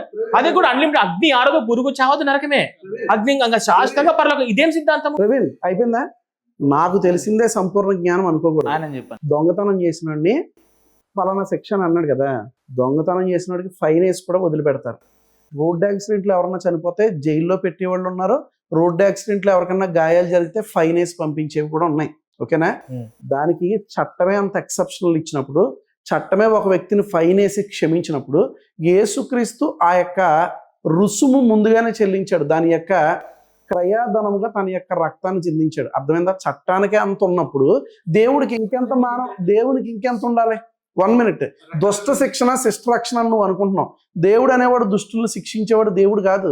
దుర్మార్గులు చేస్తారా పని, దేవుడు చేయడా పని. నేను ఏమంటాను, ఇప్పుడు మీరు రక్తం అనే కాన్సెప్ట్ వాడారు. ఏంటి రక్తం అనే కాన్సెప్ట్ ఏంటి? రక్తం చిందించడం. రక్తం చిందించడం ఎప్పుడు చిందించాడు? శిలువ మీద చిందించాడు. ఎప్పుడు? మీకు తెలియకుండానే బైబిల్ చదివాడు. మీరు చెప్పండి, ఎప్పుడు చిందించారు, ఎక్కడ చిందించారు, ఎన్ని సంవత్సరాలు చిందించి? నీకు తెలీదా? మీరు చెప్పండి సార్. 2000 సంవత్సరాల క్రితం యేసుక్రీస్తు కల్వరి శిలువ మీద ఆయన తన ప్రాణం పెట్టాడు. తద్వారా అప్పటి నుంచి ఇప్పటి వరకు రక్తం ఉందా? చిరకాలం ఉంటుంది. ఇంకా ఉంటది, చిరకాలం ఉంటది. బైబిల్ అంటే ఇప్పుడు 1 minute ఇప్పుడు రక్తాలతో పాపాలు ఎప్పుడైనా దేనికోసం బలిస్తావు? పాప పరిహారం కోసం బలిస్తావు. ఊరకనే ఎవడెవడో కాన్సెప్ట్ తెలుసుకో. Understanding of God in Hinduism. నేను చెప్తాను విను. నువ్వు కన్క్లూజన్ ఇచ్చేది అప్పుడే. కన్క్లూజన్ ఇచ్చే ముందు నువ్వు విను. నువ్వు బలిస్తా ఉంటావు కదా, వీళ్ళకి బాగా అలవాటు. వీళ్ళ జాతరలాట్లో వీళ్ళ అమ్మోరికి వారికి వాళ్ళు జంతువులు బలిస్తారు, మీరు మనుషులనే ఇస్తున్నారు. మీరు రామదేవతకి మనుషుల్ని బలిచ్చేది ఏ ధర్మం అందరికీ తెలుసు. నిధుల కోసం మనుషులను బలిచ్చే ధర్మం ఎవరిదో అందరికీ తెలుసు. నువ్వు డైవర్ట్ చెయ్యొద్దు. వీరు బలులు ఇస్తారు. దేనికి బలులు ఇస్తారు? నా ఫ్యామిలీ పాపాలు తొలగించు, నా పాపాలు తొలగించని ఆ యొక్క గొర్రె మీద ఆ యొక్క చేతులుంచి పాపం దాని మీద పాపాలు తొలగించే కోసం బలులు ఇవ్వరు. దేనికి ఇస్తారు మరి? అది ఓరకం అమ్మవారికి ఓరకం ఇస్తారు. అమ్మవారికి రక్తదాహం అని చెప్పేసి అది జంతువులను ది- పొట్టేలను అవి బలిస్తారు. ఆ కాన్సెప్ట్ అన్ని మీకు ఒకటే తెలియకపోతే కాన్సెప్ట్ మీరు కాదు. మాట్లాడకూడదు. అన్ని ఒకటే కాన్సెప్ట్ వాస్తవాలు కాదు. మీకు ఇప్పుడు అన్ని పాపాలు ఒకటే కాన్సెప్ట్ బలి కాదు. ఇచ్చి ప్రవీణ్, రక్తాలు ప్రవీణ్, కడుకుంటే పాపాలు పోతాయని చెప్పి మీ బైబిల్ కాన్సెప్ట్. అది అమ్మవారికి పొట్టేలు బలిచ్చే నువ్వు అనుకుంటున్నాను. అంటే మీరు నువ్వు అనుకుంటున్నావు. ఆపాదించకూడదు. మీకు తెలియదు ఫస్ట్, పాపం మీకు తెలియదు పోవడానికి- ఫస్ట్. పాపం అంటే ఇప్పుడు పోవడానికి- పాపాలు పోవడానికి పొట్టేలు పాపం బలిస్తారా? పోవడానికి భారతదేశంలో దేవతలకు బలిచ్చిన సందర్భాలు ఉన్నాయి ఇప్పటికి. సరే, జరుగుతున్నాయి. అదే కరెక్ట్ అనుకుంటే మేము పొట్టేళ్ళే బలిస్తున్నామండి. మీరు మీ దేవుణ్ణే బలిచేశారు కదా మీ పాపాలు పోవడానికి. ఇంకా రోజు ఇప్పుడు బలివక్కర్లే. ఒకటండి, నేను ఒక రోజు మాట బలివక్కర్లే, చెప్తానండి. ప్రవీణ్. ఒక మాట చెప్తా. ప్రవీణ్. ఇప్పుడు ఒక మాట చెప్తున్నా. మీన నక్షత్రంలో పుట్టిన ఒక కన్య ఆమెను ఫలానా అమావాస్య రోజు చేతబడిలో ఆమెను బలి ఇచ్చి ఆ రక్తం ద్వారా ముఖం కడుక్కుంటే స్వర్గం వస్తుంది అని చెప్పాను అనుకోండి. ఇది ఎట్లుంది? ఇది దరిద్రంగా ఉంది కదా. దీనికి 2000 ఏళ్ల క్రితము యేసు సిలువలో రక్తం కార్చాడు, ఆ రక్తంతో ఇప్పుడు కడుక్కుంటే మన పాపాలపై పరలోకం వస్తుందంటే దీనికి దానికి తేడా ఏంటి? ఈ రెండు మూఢనమ్మకమే కదా. అది ఎంత మూఢనమ్మకం, ఇదెంత మూఢనమ్మకమే కదా. అయిపోయిందా మూఢనమ్మకాల గురించి? పాపానికి పాచితం ఏముండదు. రక్తంతో Right. కడుక్కోవడం, మళ్ళీ ఫ్రెష్ గా Right. పాపాలు చేయడం, మళ్ళీ మూఢనమ్మకాల పాపాలు చేయడము, మళ్ళీ సండే రోజు చర్చ్ వస్తే పాపాలు కడుక్కోవడం, మళ్ళీ సోమవారం నుంచి శనివారం వరకు పాపాలు చేయడం, మూఢనమ్మకాల గురించి ఆదివారం రక్తాలు కడుక్కొని మూఢనమ్మకాల బాప్తిసం గురించి తీసుకోవడం. మూఢనమ్మకాల గురించి అసలు మీ ధర్మంలో మాట్లాడకూడదు. అదే సార్, పక్కన పెట్టు, తాత పక్కన పెట్టు. నరకానికి వెళ్ళిందంటే నన్ను చెప్పని. ఇన్ని అర్థమైపోయింది నన్ను ఏమిటో చెప్పని. మూఢనమ్మకము. నువ్వు మాట్లాడుతూ ఉంటే నేను ఆన్సర్ ఇవ్వాలి కదా. నువ్వు క్వశ్చనే గంటన్నర వేసి ఆన్సర్ మాత్రం ఒక్క నిమిషంలో ఇచ్చేయమంటున్నా, అది కరెక్ట్ కాదు. ఇప్పుడు రికార్డులో చూడండి ఎవరు ఎంతసేపు మాట్లాడారు. మూఢనమ్మకాల గురించి మాట్లాడే అర్హత మీ ఎవ్వరికి లేదు. ఎందుకంటే మూఢనమ్మకాలు ఉన్నదే పెట్టుబడింది క్రిస్టియన్లు. మూఢనమ్మకాలు ఉన్నదే హిందూయిజంలో. హిందూయిజంలో ఉన్న మూఢనమ్మకాలు అసలు అన్ని కాదు. కాన్సెప్ట్ మార్చొద్దు. యేసుక్రీస్తు రక్తం చిందించబడ్డము, సర్వపాప పరిహారం, రక్త ప్రోక్షణం ఆవశ్యకం. సర్వ మానవాళి పాపాలు పోవాలంటే రక్త ప్రోక్షణ జరగాలి. ఎక్కడుందండి శ్లోకము? ఎక్కడుందో నీకు తెలీదా? వేదాల్లో ఉన్నటువంటి శ్లోకం అది. వేదాలు ఏ వేదంలో ఉంది, ఏ అధ్యాయంలో ఉంది చెప్పండి. వేదాల్లో ఉన్నటువంటి ఎక్కడ? శ్లోకం. అంటే వీళ్ళు వేదాలు నమ్ముతారా? వేదాలు మొత్తం నమ్ముతారా? వేదాలు మొత్తం నమ్ముతామని చెప్పలేదే. ప్రవీణ్ గారు, మీ క్రిస్టియానిటీ పొద్దున్న లేస్తే నచ్చదు కదా, క్రైస్తవం నచ్చదు, బైబిల్ నచ్చదు. మనిషి అన్న వాళ్ళకి ఎవరికి నచ్చదండి ఇవన్నీ. మనిషి కాని వాడికి నచ్చదు అది. ఎథిక్స్ లేని వాడికి నచ్చదు అది. మారల్స్ లేని వాడికి నచ్చదు అది. అర్థమైపోతుందండి ఇక్కడ, అర్థమైపోయింది ఇక్కడ. ఇప్పుడు మీ క్రైస్తవం నచ్చకపోతే దాన్ని వదిలేసారు కదా. నేను వదిలేదండి. ఎక్స్ క్రిస్టియన్ ప్రవీణ్ అని ఎందుకు పెట్టుకున్నాడు? ఎందుకు ప్రవీణ్ అని పెట్టుకోవాలి. తరిమేశాడు తను. ఎవరిని తరిమేశారో తెలిసిందిలేదు. తెలుస్తుంది. మన గుంటూరులో సభలో మీటింగ్ పెట్టినప్పుడు, మొన్న సభలో ఎవరిని తరిమి కొట్టారో తెలుసు జనాలకి. అర్థమైందా? ఎందుకు అసలు క్యాన్సిల్ చేసుకోరు? ఎందుకు అప్పుడు లొల్లైందని విన్నాం. యాక్చువల్గా అక్కడ కూడా హిందువులు నరకానికి వెళ్తారని చెప్పేసి అని అంటారు. యాక్చువల్గా ఇది ఒక మంచి సందేశం ఇవ్వాలని నేను అనుకుంటున్నాను. మీరు ఇద్దరు దయచేసి క్వశ్చన్ అడిగారు కదా, తీసుకుని వచ్చా కదా టాపిక్. రైట్. ఇప్పుడు గుంటూరు దగ్గర నొడకపేట అనే ఒక గ్రామం ఉంది. అక్కడ ఐజయ్య గారు అని చెప్పి, కొంచెం షార్ట్ గా చెప్పండి. ఒక ఆయన, వెరీ షార్ట్ గా చెప్తాను. ఆయన పిలిచాడు, వెళ్ళాం, చక్కగా అంతా జరుగుతూ ఉంది. నేను ఒక 10 నిమిషాల్లో వాక్యం ముగిస్తాను అన్నప్పుడు కొంతమంది వచ్చారు. ఇక్కడ ఏంటి అని అంటే, అక్కడ ఒక వ్యక్తి, నాకున్న ఇన్ఫర్మేషన్ బట్టి నేను గ్యాదర్ చేశాను, అక్కడ ఒక వ్యక్తి ఒక సంస్థలో అతను ఒక సెక్రటరీగానో దేనికో ఆ పేటకి, ఆ ఏరియాకి తను తీసుకున్నాడు. అక్కడ వాస్తవానికి వచ్చిన వాళ్ళు ఎవరికి కూడా నేను ఏం మెసేజ్ చెప్పాను ఏమీ తెలియదు. వాళ్ళని రచ్చ కూడా తీసుకొచ్చాడు. ఆ తర్వాత పోస్టింగ్లు ఏమైనా వచ్చినాయి అంటే, విజయవాడ కనకదుర్గం రాయి అన్నాడు, శివుడిని రాయి అన్నాడు. అసలు నిజంగా ఆ టాపిక్ రాలేదు. నేను నమ్మిన నా గ్రంథము, బైబిల్ గ్రంథము. ఇప్పుడు ఇక్కడ ఇన్ని సాక్షులు కనబడ్డాయి. రాముడి గురించి, కృష్ణ గురించి, బ్రహ్మ గురించి, అమ్మవారి గురించి, హిందూ సాంప్రదాయం. అక్కడ అలా అనలేదని గ్యారంటీ ఏంటి? శివుడిని తిట్టినట్టు డిబేట్ వేరు ప్రవీణ్. యూట్యూబ్ లో మాట్లాడేది వేరు, రైట్? ప్రజల్లోకి వెళ్ళినప్పుడు మాట్లాడేది వేరు. దీని గురించి నేను కొత్తగా ప్రజల మధ్యలోకి వెళ్ళావు, ప్రజల మధ్యలోకి వెళ్ళి నీ మాట్లాడిన వెర్షన్ వేరు ఉంటది, నువ్వు యూట్యూబ్ లో మాట్లాడేది వేరు ఉంటది, డిబేట్ లో మాట్లాడేది వేరు ఉంటది. ఇక్కడ నా మీద లేచి అరిచినట్టుగా నువ్వు ఆఫ్ కెమెరాలో లేచి అరవవు కదా, ఆఫ్ కెమెరాలో మీ ఇంట్లో భార్య మీద కూడా ఇలాగే బిహేవ్ చేయవు కదా. ఇప్పుడు ఒక్కొక్క సందర్భంలో ఒకటి ఉన్నప్పుడు నేను చాలా పద్ధతిగా మెసేజ్ చెప్తున్నాను. కావాలని అంటే నేను మాట్లాడిన మాట ఏంటి అని అంటే, గుణదల అనే ఒక ప్రాంతం ఉంది, విజయవాడ దగ్గర గుణదల అనే ప్రాంతం ఉంది. ఇప్పుడు గుణదలకి వెళ్ళి గుండు కొట్టించుకుంటారు ఎవరో క్రిస్టియన్స్. గుణదలకి వెళ్ళి కొన్ని అరటిపళ్ళు పెడతారు, దండలు వేస్తారు. మీరు అడిగిన ప్రశ్న ఏంటండి, మీరేం చెప్తారు గుంటూరులో ఎందుకు తరిమి కొట్టారంటే ఒక్క గుణదల నిమిషం, టాపిక్ ఒక్క- వచ్చింది. నేను ఆ గుణదల గురించి చెప్తా ఉంటే ఇది తీసుకెళ్లి విజయవాడ కనకదుర్గకి ఆపాదించారు. గుండు కొట్టించుకోవద్దు అంటే మమ్మల్ని గుండు కొట్టించుకోవద్దు అంటావా? ఆడంగితనం గలవారంటే మమ్మల్ని ఆడంగితనం వాళ్ళు అంటావా? హిందూస్ ఆడంగి వాళ్ళు అని ఎవరైనా అంటారా? అంటారు కదా. మీరే ఎన్నో వారు నన్ను ఒక మాట అంటూ ఉంటారు, అన్న నేను ఇంటర్వ్యూ చేసిన వాళ్ళందరిలో నువ్వు హైలీ ఇంటలెక్చువల్ గా మాట్లాడతావు అని అంటూ ఉంటారు కదా. ఇంత జ్ఞానం కలిగిన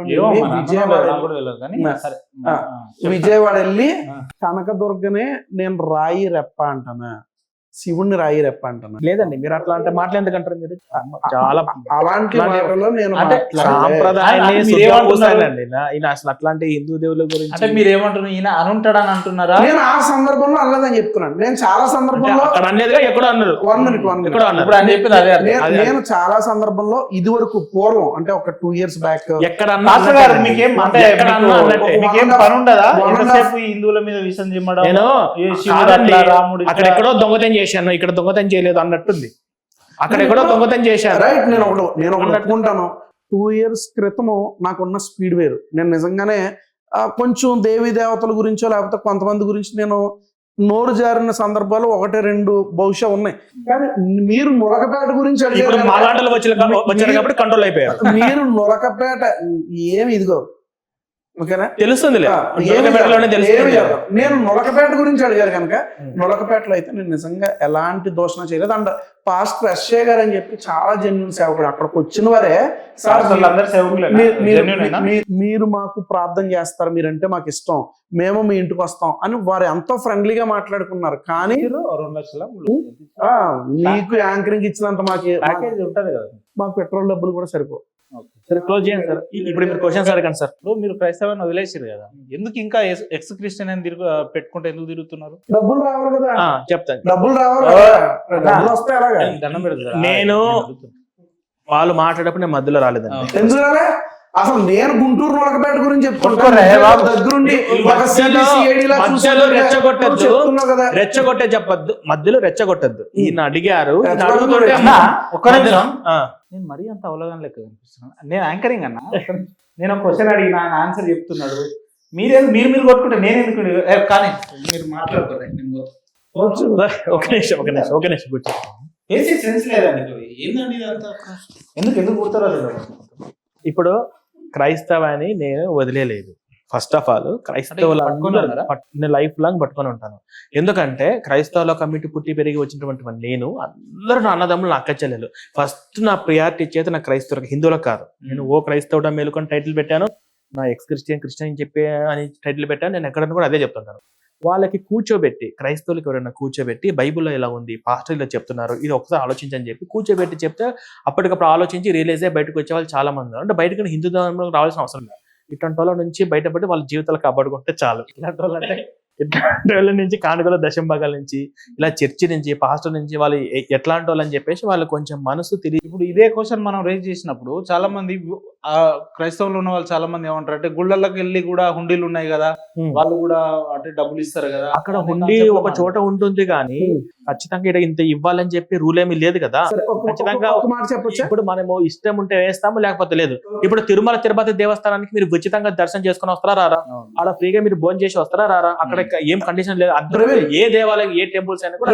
కానీ వీళ్ళు ఏంటంటే 10% ఇవ్వాల్సిందే, కానుకలు ఇవ్వాల్సిందే, దశంభాగాలు ఇవ్వాల్సిందే అని చెప్పేసి ఉంది.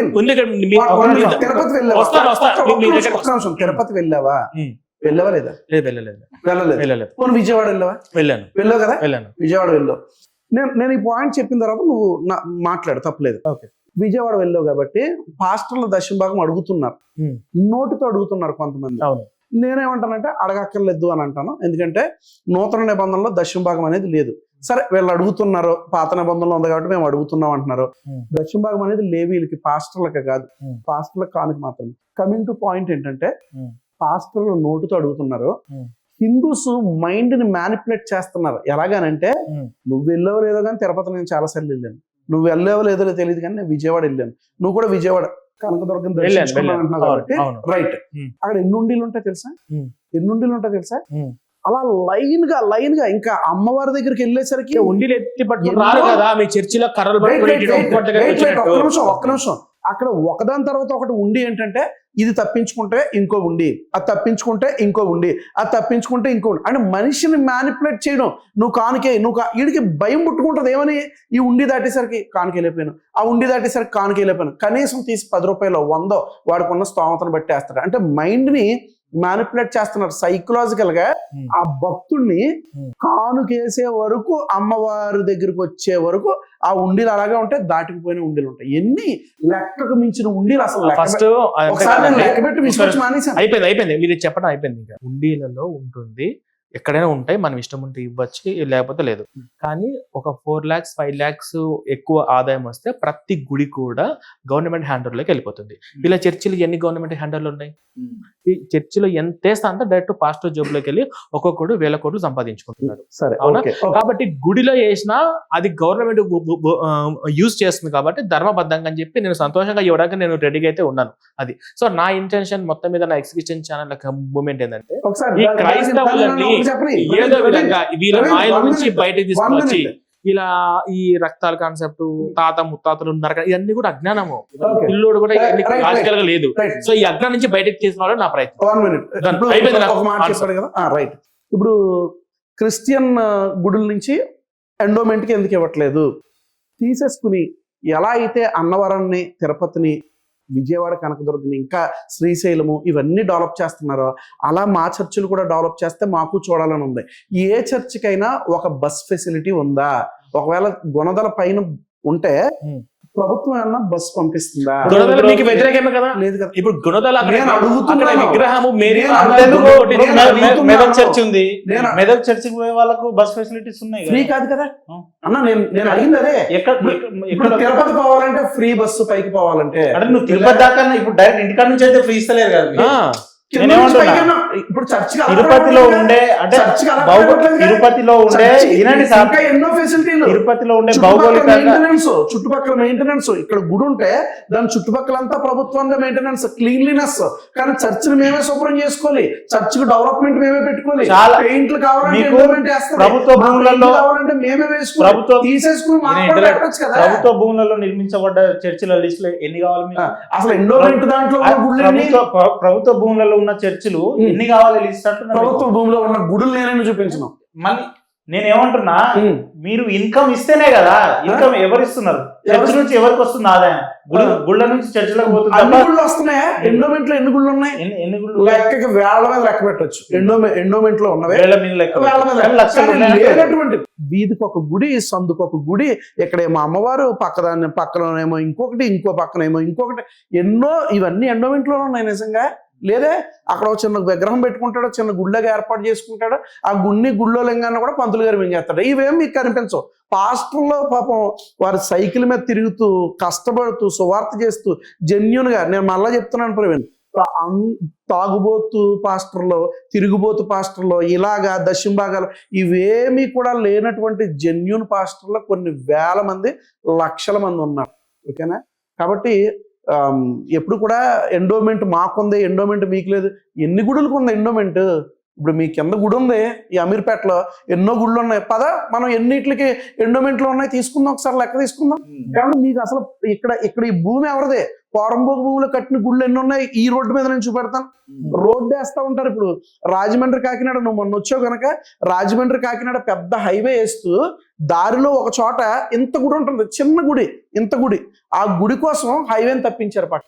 ఇది అంత అన్యాయం. ఇది అదే చర్చ్ ఉంటే నువ్వు తొలగించుకుని ఉంటావా? అదే మాస్క్ ఉంటే, మసీద్ ఉంటే తొలగించుకుని ఉంటావా? అంటే ఇప్పుడు అరకు లాంటి ప్రదేశాలల్లో మనిషి వెళ్ళి జీవించే స్థాయి లేని ప్రదేశాలల్లో వందల లక్షల కోట్లు పెట్టి, లక్షలు పెట్టి ఆడ గుళ్ళు, మన చర్చిలు కట్టవచ్చు. అక్కడ తప్పులేదు. ఆ ప్రదేశం అంతా మీ ఆక్యుపై చేసుకోవచ్చు, మీరు కబ్జా పెట్టుకోవచ్చు, తప్పులేదు. ఒక మాట చెప్పనా, మనకి ఏ హక్కులు ఉన్నాయి వారికి అదే హక్కులు ఉన్నాయి. మనకి హాస్పిటల్ కావాలి, వాళ్ళకి కావాలి. మనకు చదువు కావాలి, వారికి కావాలి. మనకు మీకు హాస్పిటల్ అవసరం లేదు మనకు కదా. దేవుడు కావాలి, మీ- వారికి దేవుడు కావాలి. క్రైస్తవులకు హాస్పిటల్ అవసరం లేదు, పాస్టర్ వచ్చి ప్రేయర్ చేస్తే సరిపోతుంది కదా. ఏమో అన్ని సమస్యలు మీకు తెలిసిన దొరికిపోతాయి. పాస్టర్ అలాగేమో, మరి నాకు ఏదైనా వస్తే నేను డాక్టర్ దగ్గరికి వెళ్తాను, దేవుడిని వేడుకుంటాను, ప్రభు ఈ టాబ్లెట్ ద్వారా నాకు స్వస్థత, ఇప్పుడు ఈ డాక్టర్ గారి ఒక్క ద్వారా నాకు నిమిషం. స్వస్థత. 5-6 ఏళ్ళుగా నడవని వ్యక్తికి హోమ్ టచ్ అని చెప్పి నడిపించేది అంతా ఎవరు మరి అంటారు? అవలగలరు వాళ్ళంతా ఏమో పాస్టర్లే కదా. మరి మీకు తెలియదు, నాకు అట్టి పళ్ళు ఇస్తే పిల్లలు పుడతారని చెప్పేటోళ్ళంతా వాళ్ళంతా ఎవరు మరి? మరి అరటిపండు ఇస్తే పిల్లలు మీ పుట్టినప్పుడు ఇంట్లో పెళ్ళి ఎందుకు? కొత్తిమీర, అరటిపండునే పెళ్లి బీరకాయ, చేసుకోవచ్చు కదా. సోరకాయ, బీర్లు ఉంటే బైబిల్లో బీర్లు- లేదు అలాంటిది. బైబిల్లో వాళ్ళంతా లేదు. బైబిల్లో ఎక్కడ కూడా అరటిపండు గురించి, యాపిల్ గురించి చేసే వాళ్ళు ఎవరు అంటున్నా? బైబిల్ ఉన్నాయా లేవా అని నీకు తెలియాలి, మనం నేను చాలా చదివినా, సార్లు నేను చదవలే మాట్లాడాం కానీ. కదా, దొంగ. వాళ్ళు కూడా పొద్దున్న లేస్తే బైబిల్ దేవుని గురించి చెప్పేటోళ్ళే కదా. వాళ్ళంతా ఎవరు? ఇప్పుడు దేవుణ్ణి బిజినెస్ చేస్తున్నారు మీ వాళ్ళని అంటా నేను. మా వాళ్ళు అంటే క్రైస్తవులు వాళ్ళు అసలు క్రైస్తవులు కాదు, వాళ్ళు అసలు పాస్టర్లు క్రైస్తవులు కాదు. కాదని నువ్వు ఎట్లా చెప్పగలుగుతావు? వాళ్ళు కూడా చర్చిలకు పోతున్నారు, వాళ్ళు కూడా ఫండ్స్ ఇస్తారు, అలా కాదు. వాళ్ళు కూడా ప్రేయర్ అలా చేస్తున్నారు. కాదు. అలా వాళ్ళు కాదు. క్రైస్తవులు కాదని చెప్పడానికి నువ్వెవరు, నేనెవరు? ఇప్పుడు ఆధ్యాత్మికంగా మాట్లాడుకుంటే అలాంటి క్రియలు, కార్యాలు బైబిల్లో ఆధ్యాత్మికంగా అనేది ఎక్కడ ఉండదు, ఆ, లేదు కూడా. మరి- ఆధ్యాత్మిక అంటే ఏందో నువ్వు చెప్పు, అది ఎక్కడుందో నాకు చూపి. పరమగీతంలో ఉంది. కాదు. ఇప్పుడు చెప్పు. ఆధ్యాత్మికత అనేది బైబిలే అసలు ఆధ్యాత్మికమైనది. ఎన్ని పదాలు చూపించిన ఆధ్యాత్మికత గురించి. ఇప్పుడు వారికి బైబిల్కి సంబంధం లేదు. మీరు ఎవరినో తీసుకుని వచ్చి ఇక్కడ అడిగితే దాని గురించి నేను ఇదివరకు చాలా సరే, సార్లు ఇప్పుడు discuss వాళ్ళ చేశాను. పాస్టర్లు కాదు, నేను వాళ్ళ ఇదివరకు- దేవునికి సంబంధం లేదంటారు. మరి మీరు చేసేది ఏంది? ఎందుకు వచ్చారు హైదరాబాద్? ఏం చేస్తున్నావు? అంటే ఏం నేను మీకు ఇంటర్వ్యూ కోసం ఫోన్ చేసి మీరు ఏమన్నారు? కొన్ని మీటింగ్స్ ఉన్నాయి, ఉన్నాయి. అందుకోసం వచ్చాను. నేను ఎక్కడ ఏం అరటిపండు చెప్తారు ఇవ్వలేదు. మీటింగ్? నేను ఎక్కడ అరటిపండు మీటింగ్ లో ఇవ్వలేదు. ఏం చెప్తారు? దేవుడు వాక్యం చెప్తాం. నేను ఎక్కడ అరటిపండు ఇవ్వలేదు బ్రదర్. మీరు ఫోటో ఏదన్నా ఉన్నా, వీడియో వాళ్ళందరూ ఏదన్నా ఉన్నా, మోసగాలే అంటారా? కనీసం వాళ్ళందరూ అలా అప్పటికప్పుడు స్వస్థతలు చేసే పాస్ట్ అందరూ మోసగాలు అంటారా? ఎన్నో ఇంటర్వ్యూస్ లో ఈ విషయాన్ని చెప్పాను. నేను ఒకటి వెరీ క్లియర్ గా ఇదివరకు బ్రదర్ తో మాట్లాడాను. మరి వాళ్ళ చర్చికి వెళ్ళే వాళ్ళందరూ ఎందుకు మీరు వెనక్కి తీసుకుని రావట్లేదు? సరే, ఓకే, ఒక పాయింట్ చెప్తాను. ప్రవీణ్ కి తెలియని విషయం ఏంటంటే, ఇందాక నేను క్రిస్టియన్స్ మేలుకొలుపుతాను ఏదో చెప్పాడు కదా, వాళ్ళు ఎవరిని మేలుకొల్పద్దు. మీరు ఎవరైతే అరటిపండు పాస్టర్ చెప్పారో, మీరు ఎవరైతే యాపిల్ ఇచ్చే పాస్టర్ని చెప్పారో, వాళ్ళ గుడికి వెళ్ళి, వాళ్ళ చర్చ్కి వెళ్ళి, దయచేసి వాళ్ళ మీటింగ్స్కి వెళ్ళండి. ముఖ్యంగా ఎక్కడైనా సభలు పెడతారు కదా, అక్కడికి వెళ్ళండి. అక్కడ దాదాపుగా 30 to 40% హిందూస్ లేకపోతే నన్ను వచ్చి అడగండి. 70% 60% క్రిస్టియన్స్ ఉంటే మేము రాజమండ్రిలో మీటింగ్ అక్కడికి వెళ్ళే హిందూస్ చాలా మంది ఉన్నారు. నేను చెప్పేది నేను కౌంటర్ మేము గిరిజన ప్రాంతంలో మేము మీటింగ్స్ పెట్టినా, మా మీటింగ్స్ ఒకసారి వాళ్ళకు రమ్మని చెప్పండి. అక్కడ కూడా 40 to 50% క్రైస్తవులు ఉంటారు. సరిపోయింది. ఓకే, అలా చెప్పుకోవడం నేను చెప్పుకోవచ్చు. ఇప్పుడు ఏమైంది? చర్చిలోకి వెళ్ళి మేము మీటింగ్స్ పెట్టాం. చర్చిలోకి వెళ్ళి కూడా మేము కూర్చోబెట్టి అందరికి అదే వాళ్ళు క్రైస్తవులు ఉన్నారా, హిందువులు ఉన్నారనే కాదు, ఆడ మూఢనమ్మకం జరుగుతుంది. మత ప్రచారం చేయకూడదని తనే అంటాడు. How dare you to go to church and Bible గురించి ఎప్పటికి వెళ్తాను నేను. బైబిల్ గురించి ఎప్పటికి వెళ్తున్నా. చర్చిలోకి వెళ్ళి బాబు ఓ క్రైస్తవుడా మేలుకో, క్రైస్తవులారా మేలుకోండి, బైబిల్ పూర్తిగా చదవండి, బైబిల్ తెలుసుకోండి అని చెప్తున్నా నేను. అసలు బైబిల్ నీకు తెలియదు అంటావా? తెలియదు ఆయనకు బైబిల్. నేను ఒకటే చెప్తున్నాను, బైబిల్ నాకు తెలుసా లేదా అనేది ప్రజలు చెప్తారు. ఒకటి. ఇంకోటి ఏంటంటే, నేను చెప్పేది ఏంటంటే, నేను పెద్ద జ్ఞానిని అని నేను ఎప్పుడూ చెప్పుకోను. అసలు జ్ఞానే కాదు. దేవునికి తెలుసు. నా దృష్టిలో మీరు జ్ఞానులు కాదు, మీ దృష్టిలో నేను జ్ఞానిని కాదు. మన పాయింట్ ఆఫ్ వ్యూ అక్కర్లే. చూసే వాళ్ళకి తెలుసు ఎవరు సబ్జెక్ట్ మాట్లాడుతున్నారు, ఎవరు కావాలని ఇది చేస్తున్నారు, అందరికీ తెలుసు. అన్ని ప్రజలు చూస్తున్నారు కదా. కాబట్టి నేను ఏమంటానంటే, అలాంటి వారు మోసం చేసేవారు అన్ని చోట్ల ఉన్నారు. స్వామీజీల్లో లేరు అంటారా? మీరు లేరు అని అంటారా? మేము వాళ్ళెవ్వరే మేము వెనకేసుకుని రామండి. ఎస్, నేను అదే చెప్తున్నాను. ఇప్పుడు నేను వెనకేసుకురాను, వెనకేసుకుని రాను. ఇప్పుడు ఇస్లాంలో ఉంటారు, అన్ని చోట్ల ఉంటారు. ప్రవీణ్ గారు, ఇప్పుడు ఎక్స్ క్రిస్టియన్ ఒక ఛానల్ పెట్టుకున్నారు మీరు. ఓకే.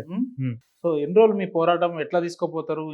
అసలు ఏంది మీ ఇంటెన్షన్ ఏంది? ఏం కావాలనుకుంటున్నారు? నా జీవితం మొత్తం ఈ పోరాటం చేద్దామని ఉన్నాను. దేని మీద, ఎందుకోసం? అంటే ఇట్లాంటి వాళ్ళు మోసపోకుండా, ఇట్లాంటి వాళ్ళు అంటే ఇట్లాంటి పాస్టర్లు ఎవరైతే ఉన్నారో. ప్రవీణ్ కి ఒక సైకలాజికల్ డిసార్డర్ ఉంది. నేను స్టడీ చేసి చెప్తున్నాను. నేను మా మధ్యలో కొద్దిసేపు క్రిస్టియానిటీలో ఉన్నానంట, కొద్దిసేపు క్రిస్టియన్స్ మేలుకొలుపుతానంట, కొంచెం సేపు ఏమో హిందూస్ అంట. అసలు నువ్వు ఎటున్నావో నీకే అర్థం కావట్లేదు. నీకు సైకలాజికల్ డిసార్డర్ ఉంది. నేను ఏమంటానంటే, సైకియాట్రీ దగ్గరికి వెళ్ళి కొంచెం షాక్ పెట్టించుకుంటే నీకున్న మెంటల్ పోతుంది. మీరు ఎర్రగడ్డ మెంటల్ హాస్పిటల్కి వెళ్ళాలి. వాస్తవం చెప్పండి. నేను క్రిస్టియానిటీ కొంచెంసేపు హిందూయిజం అని నేను అనట్లే. ఎక్స్ క్రిస్టియన్ అంట. వీళ్ళే కాదు, పాస్టర్ అందరూ వెళ్ళాలి ఫస్ట్. ఈయన ఒక్కరే కాదు, వీళ్ళకి ఏంటంటే ఫస్ట్ వీళ్ళకి లాజిక్, బ్రెయిన్, మానవత్వము, గౌరవము ఇవన్నీ ఏమి ఉండవు. వీళ్ళకు దేశభక్తి, సంస్కృతి, సాంప్రదాయము, దేశభక్తి పద్ధతి, అంటే ఏంటి? వీళ్ళకి ఇవన్నీ ఏమి ఉండవు. వీళ్ళకి దేశభక్తి అంటే ఇవన్నీ ఏంటి ఏమి సార్? ఉండవు. దేశభక్తి అంటే నేను ఒక ఈ మాట భారతదేశంలో సరే, యుద్ధం సరే, జరిగితే దేశభక్తే కాదా నేను భారతదేశంలో ఒక యుద్ధం మాట, జరిగితే ఒక మాట. మొట్టమొదటిసారిగా పారిపోయేది నాకు- నువ్వే, సరే, నేను చెప్తా. మొట్టమొదటిసారిగా పారిపోయాడు నువ్వే. ఆ. సిక్కులు మొదటగా ప్రాణం పెడతారు, ఆ. ముస్లింస్ పెడతారు, క్రిస్టియన్స్ పెడతారు. మొట్టమొదటిగా పారిపోయేది ఎవడో తెలుసా? దేశం కోసం, ధర్మం కోసం ఫోన్ పే పెట్టేవాడే మొదట పారిపోతాడు. గట్టిగా వాయిస్ మొదట రేజ్ చేసినంత పారిపోతాడు. మాత్రాన నీ దేశభక్తి కాదు. నేను ఒక మాట చెప్తాను.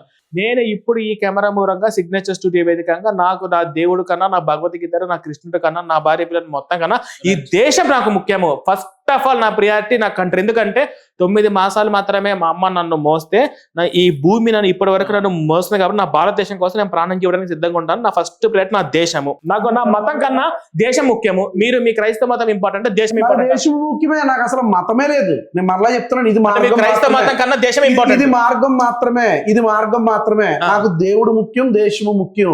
రెండిటిలో ఏది ముఖ్యం? నీలా నేను రెండిట్లో మీకు ఏది ముఖ్యం? దేవుడు, ఎందుకు దేశం? చెప్పాలి? రెండిట్లో ఏది ముఖ్యం అంటే ఎందుకు చెప్పాలంటే దానికి ప్రయారిటీ ఇవ్వాలి? మీరు నన్ను అడిగినప్పుడు అమ్మ నేను ముఖ్యమా, చెప్పాలి నాన్న- first. అమ్మ ముఖ్యమా, First of all, నాన్న ముఖ్యమా నాకు అంటే నా శ్రీకృష్ణుడు ఒకరి కన్నా priority- దేశం ముఖ్యము.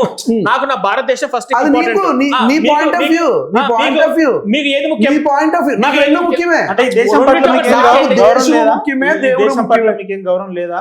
దేశం అంటే ముఖ్యమే, దేవుడు ముఖ్యమంటే దేవుడు గౌరవం ముఖ్యమా? అంటే నాకు దేశం వద్దని చెప్పానా?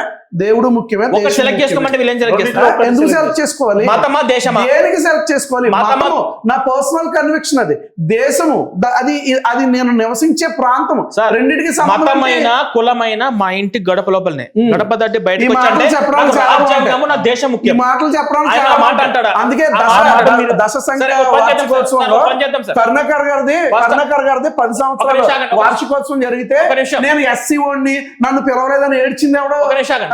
గడప లోపల నీ కులం అయితే నువ్వు ఎందుకు పిలిచారా, ఏడ్చావు? పిలిచారా మీకు తెలుసా? గడప పిలిచారా, లోపల పిలిచారా మీకు తెలుసా? గడప నాకు లోపల నీ ఫోన్ కులం చేసి అయితే మరి పిలిచారు. ఒక నిమిషం. నీ వీడియోలు చూసి నేను చెప్తున్నాను. ఆ. నన్ను అవమానపరిచారు, నన్ను సరిగ్గా ఇది చేయలేదు, నన్ను ఆహ్వానించలేదు. ఆ. ఎందుకు వెళ్ళలేదు మరి? ఆ.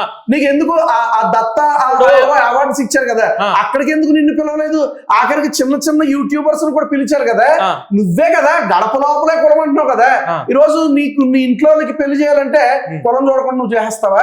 అయిపోయిందా? లేకపోతే ఇంటి రెంట్ కావాలంటే ఆపుతారా కులం కాసేపు? చూడకుండా ఆపుతారా ఇస్తున్నారా? మీరు కాసేపు? ఆపుతారా ఇంటి మీరు? ఇంటి రెంట్కి ఇవ్వాలంటే నేను కులం లేకుండా ఒక ఎవడన్నా నిమిషం ఇస్తున్నాడా? చెప్పండి. వివాహం చేయాలంటే కులం లేకుండా ఒక ఎవడన్నా నిమిషం ఆపండి ఇస్తున్నాడా? చెప్పండి ఆయన. ఫస్ట్ ఆయన ఆపండి. ఉద్యోగంలో కులం ఆపండి చెప్పండి చూడట్లేదా? First of all. ఈ రోజు మీ స్టూడియోలో పని కులం చేస్తానండి. లేదా? నేను మీ వెళ్ళిపోతాను. స్టూడియోలో కులం లేదా? మీ చుట్టుపక్కల కులం లేదా? ఆయన ఒక్కడే అన్ని మాట్లాడి చోట్ల నేను కులం ఉంటది. ఆ, అలా పారిపోతూ ఉంటాడు. అలా పారిపోతూ ఉంటాడు. అలా పారిపోతూ ఉంటాడు. అలాగే తిరిగి పారిపోతాడు. అలాగే ఎవడు పారిపోతాడు? తిరిగి పారిపోతాడు. అలాగే ఆయన చెప్తున్నాడు. ఒక నిమిషం వినండి. బర్రెగొడ్లు వచ్చినట్టు అర్థం కాకండి. ఆ. ఫస్ట్ ఆఫ్ ఆల్ ఈ మాటలే మానుకో. బర్రెలాగా ఎవరున్నారో ముందు చూసుకో. ముందు నువ్వు చూసుకో. ఎవరు బర్రెలాగా భాష ఉన్నారు? భాష సరే. భాష చాలా ప్రాముఖ్యం. ఫస్ట్ ఆఫ్ ఆల్ అవతల ఉండి కొంచెం మెల్లగా సమాధానం మెల్లగా అడిగితే నేను మెల్లగా చెప్తాను. నేను వాళ్ళు పిలిచారా ఇది నాకు తెలుసా? నాకు పర్టికులర్ ఫోన్ వచ్చింది, అంటే కులం పని అనేది ఉండి పోలేకపోయాను. కులం అనేది నేను ఉంది అనేది నేను అలా ఆయన భావించమని అయితే నేను ఈ పోరాటం చేస్తూనే ఉండేవాడిని కాదు. ఓకే, వాళ్ళు పిలిస్తే పిలుస్తారు, ఇస్తే ఇస్తారు, నేను పోతే పోతా. అట్లా ఇస్తారనో ఎవడో పిలుస్తాడో అది చెప్పలేదు. నా పర్సనల్, మా వాళ్ళ పర్సనల్ అండి. మీ సమక్షంలో మా వాళ్ళ నేను పర్సనల్ అండి. మీ ఇప్పుడు సమక్షంలో topic నేను ఏంటి? అడుగుతున్నాను. ఆ, నేను ఎస్సీ వాడిని అని చెప్పి నన్ను పిలవలేదనే మాట నువ్వు ఉపయోగించలేదా? ఉమ్. ఉపయోగించావు. నేను చెప్తాను కదా సార్, నేను చెప్తాను. డైరెక్ట్ గా అడగను ఒకసారి. నేను డైరెక్ట్ అడుగుతున్నాను. నేను అప్పుడు అలా అభిప్రాయపడ్డాను, అది నా తప్పని చెప్పి నేను రియలైజ్ చేస్తున్నాను. ఎందుకంటే అక్కడ పిలిచిన వాళ్ళలో కూడా కొంతమంది ఎస్సీ వాళ్ళు ఉన్నారు. నేను తర్వాత రియలైజ్ అయ్యి నేను ఆ వీడియో తీసేస్తాను. నేను వాళ్ళకి క్షమాపణ చెప్పుకొని, ఇది మా ఇంట్లో మా గొడవ, మా ఇంట్లో జరిగింది, మా 4 మధ్య జరిగింది, మా గొడవ, సరే అది అంతే. Okay. సరే, ఇప్పుడు నేను అడిగిన పాయింట్ ఏంది? దేశం ముఖ్యమా, మతం ముఖ్యమా అంటే ఇప్పుడు నేను ఉన్నానండి. నా భారతదేశంలో క్రైస్తవులు ఎవరైనా వాళ్ళ ఆచారాల ప్రకారము యేసు నమ్ముకుంటూ ఉండొచ్చు. ముస్లిమ్స్ ఎవరైనా వాళ్ళ అల్లా నమ్ముకుంటూ ఉండొచ్చు వాళ్ళ ఇంట్లో. హిందువులు ఎవరైనా వాళ్ళ విగ్రహాలను పూజించుకుంటూ ఉండొచ్చు. అసలు ఏ దేవుడు నమ్మకున్నా నాస్తికులైనా ఉండొచ్చు. అసలు ఈ ప్రపంచం మొత్తంలో హిందువులు మాత్రమే ఉండాల్సిన అవసరం లేదు. మంచి మనుషులు, ఎదుటి వాళ్ళని విశ్వాసాలను గౌరవించే విధంగా మనుషులు మాత్రమే ఉంటే చాలు అని నేను అంటానండి. ఇప్పుడు ఆయన అంటాడా? ఏదన్నా దేవుడు లేనివాడు మంచిగా జీవిస్తాడని నేనైతే అనుకోవట్లేదు. ఖచ్చితంగా ఇప్పుడు ఒక- అందరూ ఒక- దేవుడిని ఒక నమ్మాలని పరిశుద్ధ రూల్ ఏం గ్రంథం లేదు కదా. కావాలి. దేవుడు లేని వాడు ఒక మంచి పరిశుద్ధ జీవించడు అంటే గ్రంథం ఇప్పుడు కావాలి. ఒక్క నిమిషం, ఒక పరిశుద్ధ గ్రంథం కావాలి. పాస్టర్ గారు, ఈ లోకానికి దేవుడే నీతిని- లేడు అని చెప్పే చాలా మంది వేల కోట్ల మంది నాస్తికులు కూడా జీవిస్తున్నారు కదా. మరి వాళ్ళకి పొద్దున్న లేస్తే అన్నం దొరుకుతుంది, వాళ్ళు మంచి హ్యాపీ లైఫ్ స్టైల్ నేను చెప్తున్నాను ఆరిజిన్ ఏంటి? మానవుడు మంచిగా బ్రతకాలని నేర్పించింది ఎవరో? దేవుడు ఎలా నేర్పాడు? ఆయన యొక్క పరిశుద్ధ గ్రంథము ద్వారా నేర్పించాడు అని నేను నమ్ముతున్నాను. గ్రంథంలోనే రాసి కోడెట్ట గుడ్డు పెట్టింది, తల్లి నుంచి వచ్చింది. ఆడమల్లి గుడ్డు ఎట్ట పెట్టింది, ఇదే తిప్పుతా ఉన్నాను కానీ స్ట్రైట్ గా పాయింట్స్ చెప్పట్లేదు. ఇప్పుడు నేను ఏమంటానంటే, నా భారతదేశం మొత్తంలో అందరికీ ఒకే అభిప్రాయాలు ఉండాలని లేదు. కొందరికి యేసు నమ్మే ఒక భావన ఉంటుంది, అసలు ఏ దేవుడు నమ్మని ఒక భావన ఉంటుంది, కొందరికి హిందువులు అని రకరకాలుగా ఉందండి. అందరి అభిప్రాయాలు గౌరవించుకుంటే మీరు ఉంటారా? తెలుసుకోవాలనే కుతూహలం ఉంది. నాకు తెలియకనే అడుగుతున్నా మిమ్మల్ని. నిజంగా మనిషి ఎలా బతకాలో నేర్పించింది దేవుడు అని మీరు చెప్తున్నారు. And at the same time Bible ప్రకారం దేవుడు పుట్టిందే ఒక తల్లి కన్య గర్భవతి ఒక తల్లి కడుపు నుంచి పుట్టిందని కూడా మీరే చెప్తున్నారు, రైట్? అంటే దేవుడు పుట్టక ముందు నుంచే ఈ ఆచారాలు ఎట్లా వచ్చినాయి? మరి అప్పుడు ఆ దేవుడు ఏ దేవుడు వచ్చి నేర్పించారు? ఏంది అసలు పరిశుద్ధ గ్రంథము మానవుడికి మొదటి నుంచి కూడా తోడుగా ఉంది. యేసుక్రీస్తు పుట్టినప్పటి నుంచే బైబిల్ లేదు కదా. అంతకంటే 1400 సంవత్సరాల నుంచి బైబిల్ రాస్తూనే ఉన్నారు. బైబిల్లో దేవుడు ఎవరు? త్రియేక దేవుడు, తండ్రి కుమార పరిశుద్ధాత్మ దేవుడు. తండ్రి కుమార ఇట్లా కాదు, బైబిల్ దేవుడు ఎవరు అంట? అదే చెప్తున్నాం కదా, త్రిత్వము అని అంటాం దాన్ని. బైబిల్ మొత్తంలో త్రిత్వము, త్రియేక, త్రి అనే ఈ పదాలు ఈ ముగ్గురు ఒకే చోట ఉన్నట్టు గానీ ఈ మూడింటికి సంబంధించింది ఎక్కడైనా కానీ బైబిల్ మొత్తంలో చూపించమని చెప్పండి. ఫర్ యువర్ కైండ్ ఇన్ఫర్మేషన్, అసలు త్రిత్వము ట్రినిటీ అనేది బైబిల్లో ఉండదు. త్రిత్వము, ట్రినిటీ అనేది, త్రియేక అనేది బ్రహ్మ విష్ణు మహేశ్వరకు సంబంధించిన కాన్సెప్ట్ వీళ్ళు కాపీ అది చేసి వీళ్ళ అది బైబిల్ వేరే. తగిలించుకున్నారు. ఇక అసలు ప్రవీణ్, బైబిల్ ప్రవీణ్, ఎక్కడ అది లేదు. ప్రవీణ్, నీకు తెలియని బైబిల్లో మాటలు మాట్లాడక ప్రవీణ్. మీకు తెలిస్తే చూపించండి. బైబిల్ త్రియేక మీరు రిఫరెన్స్ ఇప్పుడే చెప్పండి, పలానా అధ్యాయం పలానా వచ్చిన పలానా రిఫరెన్స్ అని చెప్పేసి నేను త్రియేక చెప్తున్నాను కదా, చూపించండి. త్రియేక అనేది బైబిల్లో లేదు. మరి లేనప్పుడు మీరు ఎట్లా చెప్తారు? విను. తండ్రి ఎవరు, కుమారుడు ఎవరు, పరిశుద్ధాత్మ ఎవరు? టెరిటిలియన్ అనే ఒక క్రైస్తవ రచయిత ట్రినిటాస్ అనే పదం ఉపయోగించారు లాటిన్ లో. దాన్నే ఇప్పుడు త్రిత్వం అని తెలుగులో పిలుస్తున్నాం. ఇంగ్లీష్ బైబిల్ ఎక్కడ ఉంది? అది బైబిల్లో లేదని చెప్తే ఎక్కడ ఉందంటే బైబిల్ లేని మీరు ఎట్లా చెప్తారు? తండ్రి కుమార పరిశుద్ధాత్మని అతడు సింపుల్. ఎవరో నేను కూడా రాస్తాను, మీరు ట్రింట్ కాదు ఒక 10th దశావతారం అని చెప్పి రాస్తాను, మీరు నమ్ముతారా? నువ్వు రాసింది అక్కడ యాప్ట్ అవ్వాలి కదా. మరి వాడు ఎవడో రాసింది దీనికి బైబిల్ యాక్ట్ అవ్వాలి కదా. యాప్ట్ అయ్యింది కాబట్టి, లాటిన్ భాష రాశాడంట, బైబిల్ లేదంట, వాడు చెప్పింది వీళ్ళు నమ్ముతారంట. యాప్ట్ అయ్యింది కాబట్టి మేము వాడుతున్నాం. వాడుకు పదం. మొదటి ఆజ్ఞనే నీ దేవుడైన యెహోవానే, నేను తప్ప వేరొక దేవుడు ఉండకూడదు అనేది వీరికి క్రైస్తవులకు. నీకు బైబిల్ జీవితంలో అర్థం కాదు ప్రవీణ్. యేసు అనేది వీళ్ళు తగిలించుకున్నారు. ఆయన యేసు దేవుడు కాదు. అర్థం కాదంట మీకు. నీకు ఆయనకు బైబిల్ అర్థం జీవితంలో కాదు అర్థం ఫస్ట్. కాదు. నీకు అందుకే నేను అది ఇందాక ఎవరికి అన్నాను, ఎప్పుడు నువ్వు ఎట్లా అర్థమైంది ఖచ్చితంగా ఎవరికి? నరకమే పోతావని ఇందాక బైబిల్లో చెప్పారంటే ఎవరికి ఎప్పుడు బైబిల్లో చెప్పించట్లేదు. ఐ విష్ రేపు రవీంద్ర గారు చచ్చిపోయిన నేను తర్వాత ఖచ్చితంగా అక్కడే కాదండి, ఉంటాడు. ఆయన ఎలాంటి పిచ్చి మాటలు మాట్లాడితే అక్కడే మాటలు ఉంటాడు నమ్మితే కదా. స్వర్గానికి పెట్టేవాడిని. ఇందా- ఇప్పుడు యమధర్మరాజు యముడు ఉన్నాడే, నాకు నరకం తప్పదు. ఎవరు? చచ్చాక అర్థమైంది ఇవన్నీ ఎవడు కల్పిత పరలోకానికి కథలు. వెళ్తాడో, యమధర్మరాజు ఇంకొకరు ఇవన్నీ కల్పిత ఆ రోజు కథలు. సిగ్నేచర్ స్టూడియోలో ఇవన్నీ ప్రవీణ్ చెప్పిన ఒట్టి మాట కల్పిత- నిన్నింటి పాటి స్వర్గం పోయేటోని ఆ. అని అని అప్పుడు నువ్వు బాధపడతావు. అనుకుంటావు, సచ్చాక అని నువ్వు అప్పుడు అనుకుంటావు, సచ్చాక మీరు బాధపడతారు. అని నువ్వు ఎవరు అనుకుంటావు, అనుకుంటారు? అప్పుడు సచ్చాక తెలుస్తుంది. అప్పుడు అని ఎవరు నువ్వు అనుకుంటారు? అనుకుంటావు ప్రవీణ్, ఎవరు అనుకుంటారు? అని నువ్వు ఇప్పుడు అనుకుంటావు. యమధర్మరాజు ఎంబటలు పెట్టి ఎవర్రా దేవుడు ఎవర్రా ఎట్లా పై ప్రచారం చేస్తారని చెప్పేసి అప్పుడు యముడు దాంట్లో ముంచి నూనెలో తిప్పుతా లే, ఉంటే కామెడీ చాలా బాగుంది కానీ అప్పుడు- కామెడీ చాలా బాగుంది కానీ నేను ఒక మాట చెప్తాను. అప్పుడు దేశమా చేసేది బయట దేశమా అర్థమైంది. దేవుడా అని అంటే గనక ఉమ్. నేను ఈ దేశంలో ఉంటున్నాను, నాకు దేశం కావాలి. అలాగే ఈ దేశంలో ఉంటున్నా కాబట్టి నాకు ఈ దేశం కావాలి అని అంటే మీరు ఆ అవసరాన్ని నిమిత్తం వాడుకుంటున్నట్టేనా? అంతే. ఇప్పుడు శ్రీలంకలో ఉంటే అది మీ దేశం అవుతుంది, అక్కడ పుడితే. అమెరికాలో పుడితే అది మీ దేశం అవుతుంది. నేను ఎక్కడ పుట్టాను, ఇది నా గడ్డ, ఇది నా భారతదేశం. మీకు దేశమా మతమా ఒక్కటి చెప్పరాదండి బాయ్ సాబు. అలా చెప్పరు. అలా ఎవరో చెప్పడానికి వీల్లేదు. హిందువులు అందరూ అదే చెప్తారు. ఇది చెప్పుకోండి, సరే, ఇక్కడ దేశమే ఎంత మాకేం ఫస్ట్, అభ్యంతరం మతమే లేదు. తర్వాత అంటారు. మాకేం అభ్యంతరం లేదు. ఇదిగో మీ దేశభక్తి లేని వాళ్ళు ఇలా చెప్తారు. తగలబెట్టుకోండి, మాకు అభ్యంతరం లేదు. నా వరకు వచ్చినప్పుడు నన్ను అడిగారు కనుక నా పర్సనల్ ఒపీనియన్, నా పర్సెప్షన్ నేను చెప్తున్నాను. దేశమా దేవుడా అని అంటే కనుక దేశము ఉండాలి, దేవుడు కావాలి. ఇక్కడ బ్రతకడానికి దేశం ఎంత ముఖ్యమో పైకి వెళ్ళిన తర్వాత దేవుడు అంతే ముఖ్యం. దేవుడే లేడని చెప్పే నాస్తికులు అందరూ కూడా ఉంటారు కదా, మరి వాళ్ళంతా ఎవరు? వాళ్ళని ఏం చేయాలో దేవుడు డిసైడ్ చేస్తాడు. ఏ దేవుడు డిసైడ్ చేస్తారు? ఆ ఒక్కడే ఉన్న దేవుడు డిసైడ్ చేస్తాడు. నేను నమ్మే తండ్రి కుమార పరిశుద్ధాత్ములు వారు నిర్ణయిస్తారు. ఏ నమ్మే శ్రీకృష్ణుడు నిర్ణయిస్తాడు. వీళ్ళ పరిస్థితి తండ్రి అని చెప్తున్నారు, కుమారుడు అని చెప్తున్నారు, పరిశుద్ధాత్మ. అది ఇదివరకు మనం మాట్లాడేసాం. ట్రినిటీ అనేది ఒక కాన్సెప్ట్. అది తండ్రి కుమార పరిశుద్ధాత్మ ముగ్గురు వేరు వ్యక్తులుగా కనిపించిన ఒక్కడే దేవుడు. అందుకే నేను మోనోథియిజం పోలిథియిజం గురించి కూడా ఎక్స్ప్లెయిన్ చేశాను. అదంతా కూడా ఫినిష్. హైందత్వంలో ఈ రామాయణం జరిగిందని అనడానికి, మహాభారతం రాసింది అనడానికి ఇవన్నీ కూడా ఆధారాలు ఉంటాయి. ఎగ్జాంపుల్ దేవుళ్ళు పుట్టిరు, ఎక్కడుంది ఆధారం? అసలు రాముడు కృష్ణుడు ఇవన్నీ అసలు లేవు. ఒట్టి స్టోరీ. అదంతా ఒట్టి స్టోరీ. అయోధ్యలో 2000 సంవత్సరాల కింద స్టోరీ కాదు. అయోధ్యలో 1 మినిట్ బుద్ధుడికి సంబంధించినవి దొరికినాయి కానీ అయోధ్యకి సంబంధించిన ఒక కన్స్ట్రక్షన్ దొరకలేదు. రామసేతు నిజం కాదు, ద్వారకా నిజం కాదు.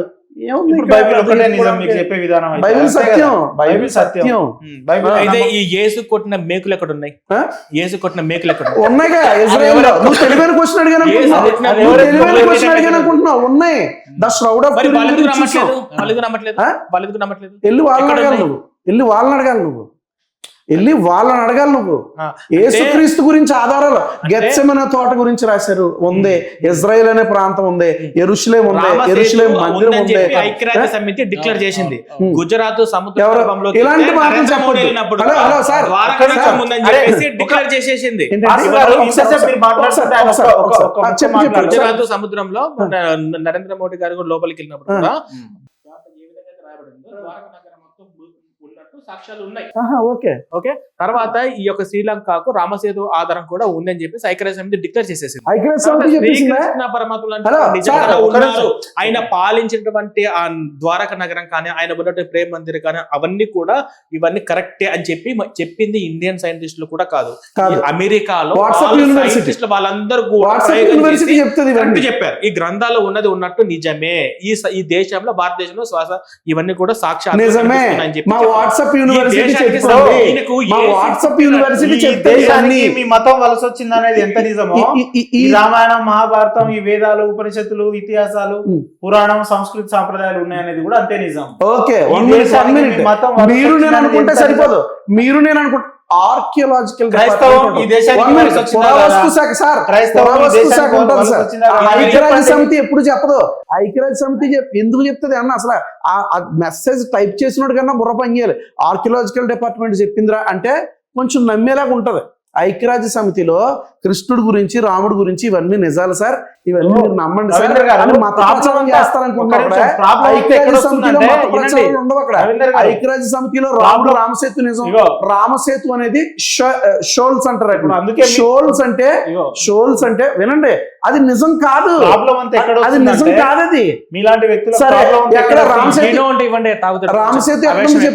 నువ్వు చెప్పిన ఐక్యరాజ్య సమితి రామసేతు ఎక్కడ? నువ్వు చెప్పిన ఐక్యరాజ్య సమితి రామసేతు ఎక్కడ చెప్పు. మాట మార్చొద్దు. నువ్వు చెప్పిన ఐక్యరాజ్య సమితి రామసేతు ఎక్కడ ఉంది? శ్రీలంకలో ఈ భారతదేశం నుంచి అక్కడికి అటాచ్ అయ్యి ఉండేదాన్ని. శ్రీలంక నుంచి ఇండియాకి ఎన్ని కిలోమీటర్లు? 100 యోజనలే. ఎంత ఉంటే అంత ఆడ. నేను కిలోమీటర్ సార్, రామాయణంలో 100 యోజనలో ఉంది సార్. శ్రీలంక టు ఇండియా గురించి కావాలంటే మళ్ళీ రామాయణం జరగలేదని మీరే అంటున్నారు, మళ్ళీ రామాయణంలో ఉందని మీరే మాట్లాడుతున్నారు. ఎట్లా? ఒక్క నిమిషం. పరిగణలోకి తీసుకోవాలి. 100 యోజనలు అంటే 1200 నుంచి 1300 కిలోమీటర్లు 100 యోజనలు అంటే. ఓకేనా?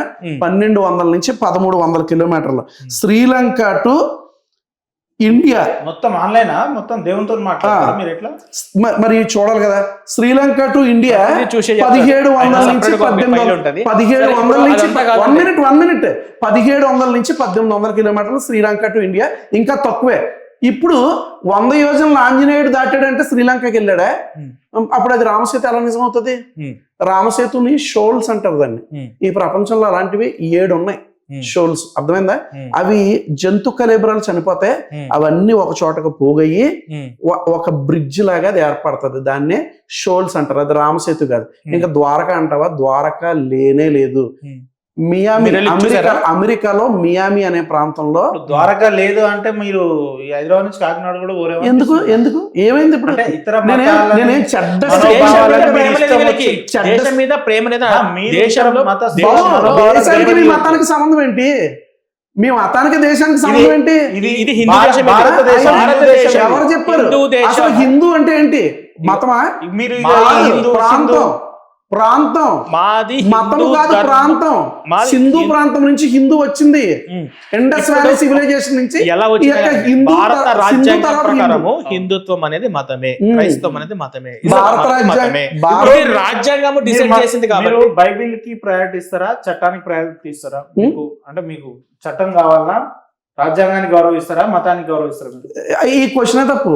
నాకు బైబిల్ ముఖ్యమే, రాజ్యాంగం ముఖ్యమే. నేను ముందే చెప్పాను కదా. పాపం నాకు నా రాజ్యాంగం ముఖ్యం.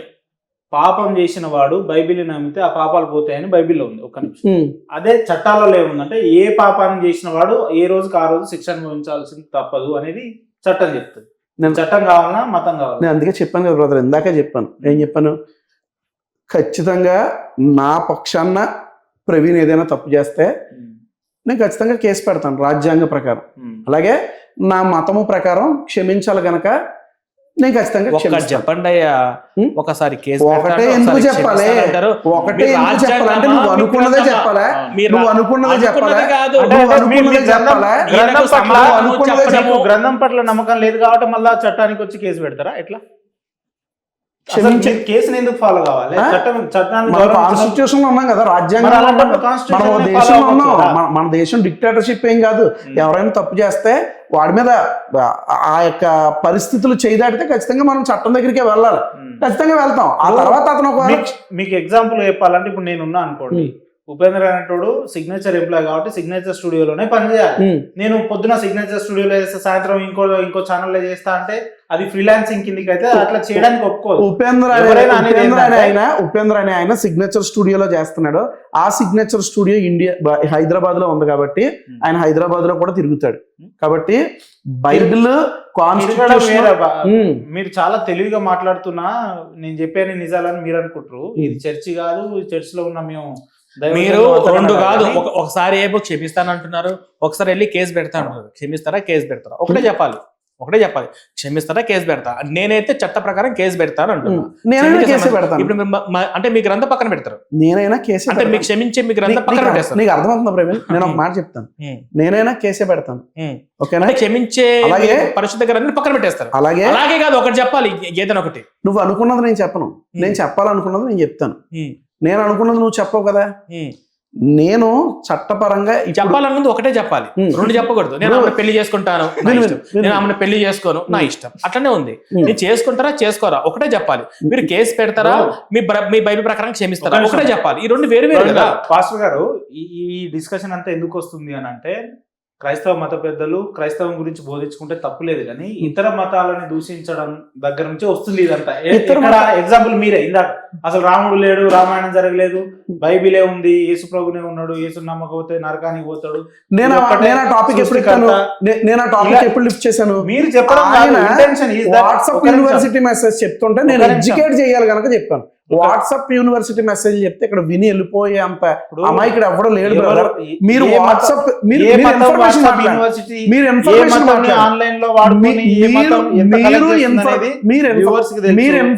మాట్లాడండి. మీరు ఇన్ఫర్మేషన్ మాట్లాడండి. ఖచ్చితంగా ఇన్ఫర్మేషన్. డిస్కషన్ లో ఏమన్నారు? మీరు దాడులు చేస్తున్నారు క్రైస్తవుల మీద అన్నారు స్టార్టింగ్ లో. ఇదే క్రైస్తవుల మీద కనుక హిందువులో లేట ఇతర మతాలు వాళ్ళు దాడులు చేయదలుచుకుంటే ఇవాళ ఒక చర్చ్ ఉండకపో, ఒక పాస్టర్ ఉండకపో, ఒక క్రైస్తవుడు ఉండకపో, జనాభా ఎంత? హైదరాబాద్ లో కానీ రాష్ట్రంలో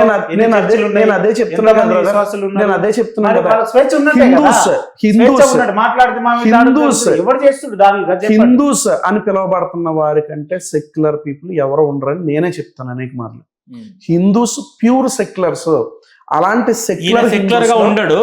అవతల హిందువులు సెక్యులర్ ఎవరైతే ఉంటారో వారు ఈయనకు కావాలి. Okay Praveen, 1 minute. ఇప్పుడు ఈయన క్రైస్తవ మతానికి ఇంపార్టెంట్ ఇచ్చుకుంటాడు, మిగతా మతాన్ని తిడతా ఉంటాడు. కానీ వాళ్ళు మాత్రం హిందువులు మాత్రం అన్ని మతాలు ఒకటే, ఎవరైనా ఒకటి అని చెప్పి గౌరవించే వాళ్ళకి వీళ్ళకి కావాలి అని చెప్పుకునే వాళ్ళు వీళ్ళ దృష్టిలో పుణ్యాత్ములు అరే బాబు ఏంద్రా మా దేవుడిని మా ధర్మాన్ని ఇట్లా ఇన్సల్టింగ్ చేస్తున్నారంటే మీరు మతోన్మాదులు. ఓకే క్వశ్చన్ చేసేటోళ్ళు అర్థమైపోయింది. అయిపోయింది కదా నీ క్వశ్చన్ అయిపోయింది కదా. బైబిల్ మొన్న ఒక ఆయన దారిలో పడిపోతే ఇతర దేవత బైబిల్లో ఉంది. 1 minute మొన్న ఒక ఆయన దారిలో పడిపోతే స్వామి మాల వేసుకున్నాడు. నేను వెంటనే అతని దగ్గరికి వెళ్ళి అతనికి హెల్ప్ చేస్తుంటే వాటర్ పట్టిస్తుంటే అక్కడ ఉన్నవారు గుర్తుపట్టి సార్ మీరు పాస్టర్ గారు కదని ఒక అతను అయితే ఆశ్చర్యపడి సార్ మీరు అని అని ఆయన స్టన్ అయిపోయి చూస్తున్నాడు. అంటే ఇతను ఈ రవీంద్రనాథ్ స్వామిమాల వేసుకున్న అతనికి హెల్ప్ చేస్తాడని నేను అనుకోలేదు అని అతను అనుకున్నాడు. వినండి బ్రదర్, నేను మీకంటే సెక్యులర్ని, మీరు అసలు సెక్యులరే కాదు. నేను ప్యూర్ సెక్యులర్ క్రిస్టియన్, నేను సెక్యులర్ హిందూస్ని ఇష్టపడతాను. నాకు ఫ్రూట్స్ అమ్మి ఒక ఆయన ఫ్రూట్స్ తీసుకుంటాను రెగ్యులర్గా. ఆయన ప్యూర్ సెక్యులర్ హిందూ.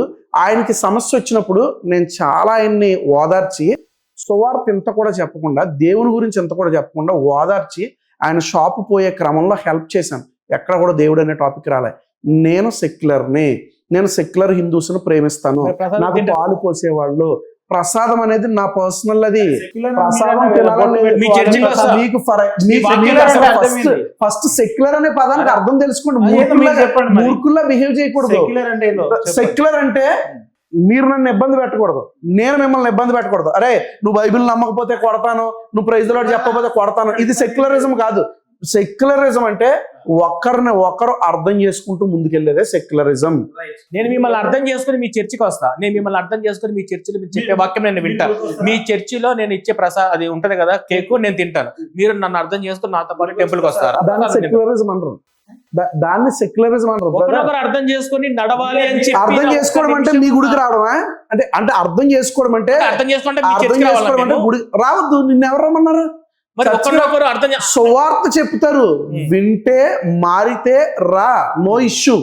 అంతేగాని అర్థం చేసుకోవడం అంటే గుడికి రావడం, అర్థం చేసుకోవడం అంటే మా మంచం మీద నువ్వు పడుకోవడం, మీ మంచం మీద నేను పడుకోవడం కాదు సెక్యులరిజం అంటే.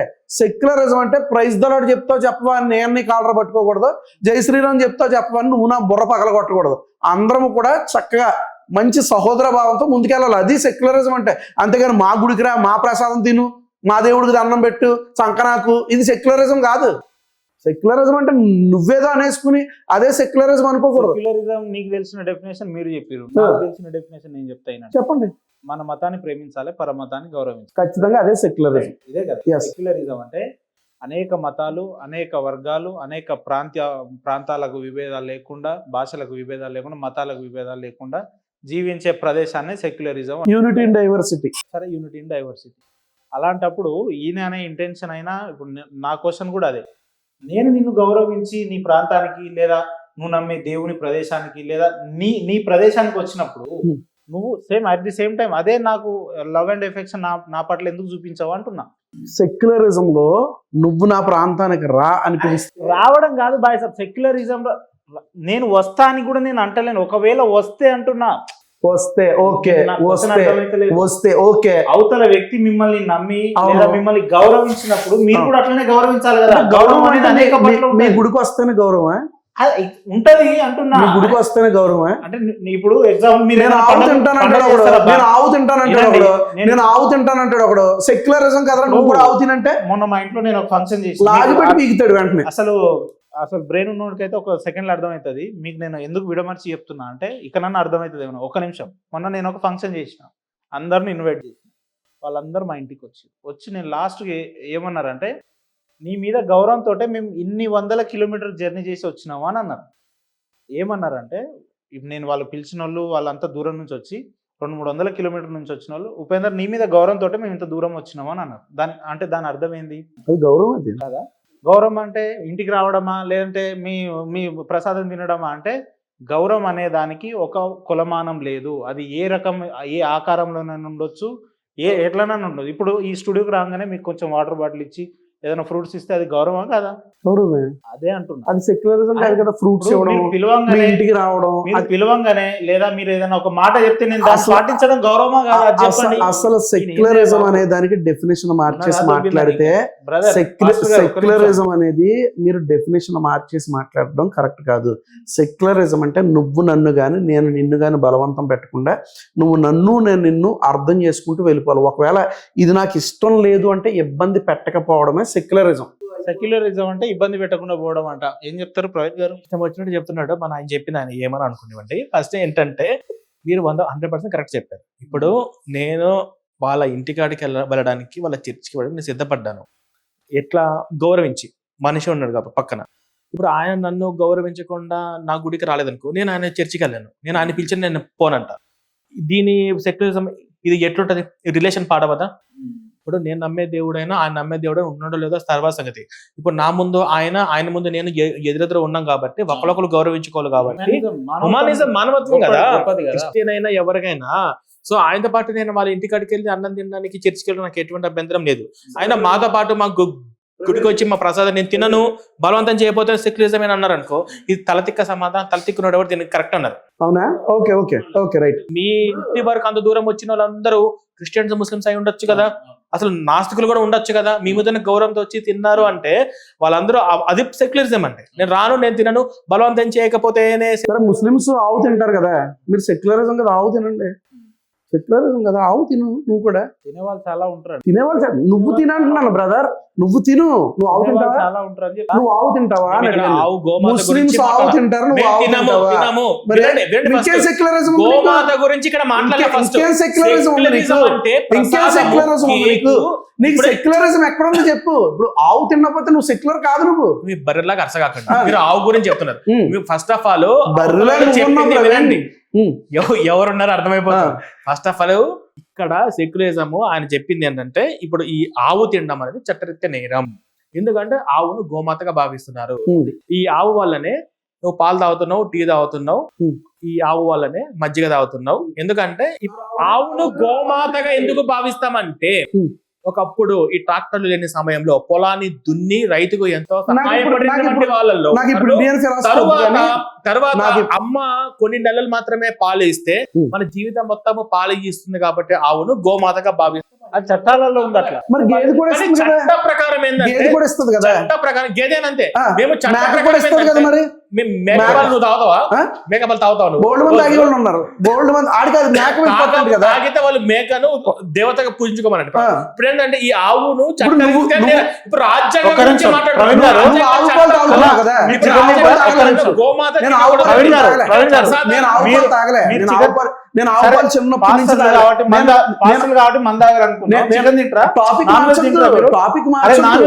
టాపిక్ మార్చొద్దు. చికెన్ టాపిక్ మార్చొద్దు. నేను ఆవు పాలు ఎప్పుడు తాగలేదు. తాగలేని వాళ్ళు ఉంటారు. ఆవు పాలు తాగలేని వాడు ఆవు పోసుకుంటాడు. నీకేంటి వచ్చిన ప్రాబ్లం? నువ్వు వెళ్ళి ఆడితో భోంచే. నా చిన్న క్వశ్చన్, సెక్యులరిజం బాబు, సెక్యులరిజం నాన్ వెజ్ తింటారా? టాపిక్ మార్చొద్దు అసలు. సెక్యులరిజం ముస్లిం కేరళలో బీఫ్ తింటారు, కేరళలో బీఫ్ తింటారు. కేరళ వండి పిలిచి రాబోయే రోజుల్లో ఎట్లా అంటున్నాడు? రాబోయే రోజుల్లో ప్రెసెంట్ ఈ పాస్టర్ ఎట్లా అంటున్నా అంటే, మనం ఎట్లయినా చికెన్ తింటున్నాం కాబట్టి జాతీయ పక్షి నెమలి ఉంది కదా, దాన్ని కూడా తింటే తప్పలేదు అన్నట్టు మాట్లాడుతాం. ఎగ్జాక్ట్లీ మేము చట్టాన్ని గౌరవిస్తాం. ఇక్కడ జాతీయ పక్షి కోడికి కూడా రెండు కాళ్ళు ఉన్నాయి, రెండు కాళ్ళు ఉన్నాయి కాబట్టి నెమలికి కూడా రెండే ఉన్నాయి. నెమలి కూడా తింటా అంటే రెక్కలు తింటారు, రెక్కలు తిన్నారు. టాపిక్ మార్చొద్దు. నువ్వు ఆవు తింటావా? కేరళలో ఆవు తింటారు, నువ్వు ఆవు తింటావా? అంటే నేను గుడికి వస్తే సెక్యులరిజం, నేను గుడికి రాకపోతే సెక్యులరిజం కాదు. నువ్వు ఆవు తినకపోవడం మాత్రం సెక్యులరిజం. రాజ్యాంగం ప్రకారం జింకను దినము, నెమలు దినము, పులిని దినము, ఆవు దినము, ఇవేమి చట్టాన్ని గౌరవిస్తూ సెక్యులరిజం గురించి మాట్లాడినాం. మీరు చట్టాన్ని గౌరవించే విధంగా వీరి మేక కానీ పొట్టేలు కానీ చట్టం మనకు ఏదైతే పరిధిలో ఇచ్చిందో, ఇవి తినండి, ఇవి తినకూడదు, ఇవి జాతీయ పక్షి, ఇది జాతీయ జంతువు, ఇది గోమాత అని చెప్పేసి కొన్ని రిస్ట్రిక్షన్స్ పెట్టింది. వాడు చట్టాన్ని అతిక్రమించి తిన్నట్టే. వాడికి ఇవ్వాలి కాబట్టి రేపైనా వాడికి జైలు వాడికి తెలిస్తే కేసే ఉంటది. కేరళ ఇండియాలోనే ఉందా? దానికి టైం వస్తుంది. కేరళ ఇండియాలోనే ఉందా? ఇప్పుడు అది క్రైస్తవ కేరళ ఇండియాలోనే ఉందా? ఇప్పుడు చట్టం గురించి మాట్లాడండి. కేరళ ఇండియాలోనే ఉందా? చట్టం హైదరాబాద్ లో కూడా తినే వాళ్ళు ఉంటారండి. కేరళలో చట్టానికి పట్టి కేరళలో ఆవును కోస్తారు. హైదరాబాద్ లో కూడా కేరళలో జింకని ఎవడు తిన్నాడు? కేరళలో నేను ఆవు గురించి మాట్లాడుతున్నాను, జింక గురించి మాట్లాడలేదు. చట్ట వ్యతిరేకమైన మాట్లాడలే, చట్ట వ్యతిరేకమైనవి నేను మాట్లాడలే. చట్ట వ్యతిరేకమైన అత్యంత ఫూలిష్ గా వాదిస్తున్నారు. నేను గుడికి రాకపోతే సెక్యులర్ కాదు, నువ్వు ఆవును తినకపోతే మాత్రం నువ్వు సెక్యులర్ వా? ఎలా అవుతుంది అది? అలాగే నువ్వు ఆవును తినాలి. నువ్వు నేను గుడికి రావడానికి రెడీ, నేను గుడికి రావడానికి రెడీ. తక్కువ పాస్టర్ నేను ఎక్కడ చూడలేదు. తెలివి జ్ఞానం ఉంటే, బుద్ధి బుర్ర ఉంటే అడిగిన దానికి సమాధానం చెప్పాలి. కానీ అడిగిన సమాధానం చెప్పాలి. ఈయన మేక చట్టాన్ని గౌరవించి అసలు నేను కూర్చోవడం నాకు ఆశ్చర్యంగా ఉంది. నీకు అసలు పాయింట్ లేదు, ఏమి లేదు, ఏదో మాట్లాడుతుంది. ఫస్ట్ ఓకే, నాకు బుద్ధి లేదో అందరికీ తెలుసు, అర్థమవుతుంది, చూసే వాళ్ళకి అర్థమవుతుంది. అసలు నో పాయింట్. గౌరవించి చట్టం మనకు పరిధిలో ఇచ్చినటువంటి జంతువులు ఏదన్నా పోయిన వెజ్ పెట్టారండి, పోయి వెజ్ తింటాము. మీరు కూడా వెజ్ పెట్టండి, చర్చిలో వచ్చి వెజ్ తింటాము, ఆ కేకు తింటాము. సరే అది పక్కన పెడతాం. ఇక్కడ ఒకరినొకరు గౌరవించుకొని మీ చర్చికి వస్తారు, మీతో పాటు వెజిటేరియన్ అన్నం తింటారు. మీ మీద ఉన్న గౌరవంతో ప్రార్థనలోనే మీరు చెప్పే అది ఉంటది కదా షావ్, అది యేసు రక్తం ఖర్చు అన్ని వింటారు. మీ మీద గౌరవంతో వస్తారంటున్నా. కానీ మీరు భూపేంద్ర గారితో మమ్మల్ని గౌరవించి మాతో పాటు టెంపుల్ కి వస్తారా? లడ్డు తింటారా? ఆవు తింటావా? నువ్వు ఆవు తింటావా? నీకు బర్రె తింటారా? బర్రె తినబట్టి మీరు బర్రెలు తినబట్టి మీరు ఇట్లా తయారయ్యారు. అర్థమవుతుందా నీకు? అసలు ఫస్ట్ ఫస్ట్ బుద్ధి నువ్వు పారిపో అర్జెంట్ గా, నువ్వు పారిపో అర్జెంట్ గా, నువ్వు మాట్లాడలేనాడు. నువ్వు పారిపో అర్జెంట్ గా. అవును మరి. సరే, ఈ డిబేట్ అంతా ఎక్కడికో పోయేటట్టుంది. వచ్చే నెక్స్ట్ ఎపిసోడ్ లో చేయండి. ఫస్ట్ అసలు సబ్జెక్ట్ లేని తీసుకొచ్చి నా దగ్గర కూర్చోబెట్టడం. సబ్జెక్ట్ లేని ఒక వ్యక్తి, బైబిల్ తెలీదు, భగవద్గీత తెలీదు, మహాభారతం తెలీదు, ఏమి చదవలేదు, ఇతిహాసాలు తెలీదు, అసలు అందులో ఎన్ని వచనాలు ఉన్నాయి తెలియదు, శ్లోకాలు ఉన్నాయి తెలీదు. నువ్వు వచ్చి ఇలాంటి చెత్త పుస్తకాలు రాసి క్రైస్తవుడా మేలుకో. నువ్వు నిద్రపోతున్నావు, ఫస్ట్ నువ్వు మేలుకో. క్రైస్తవుడా మేలుకో కాదు, నువ్వు మేలుకో ఫస్ట్. నువ్వు నిద్రపోతున్నావు. మెంటల్ గా నువ్వు ఎటున్నావో నీకే అర్థం కావట్లే. కొంతసేపు ఏమో క్రిస్టియన్స్ మేలుకొలుపుతాను, నువ్వేంటి మమ్మల్ని మేలుకొలిపేది? అసలు ఫస్ట్ నీకు చెప్పేది మా హిందువులు మేము చెప్తాం, మాకు రాజ్యాంగం ఇచ్చిన హక్కు మేము చెప్తాం. జ్ఞానం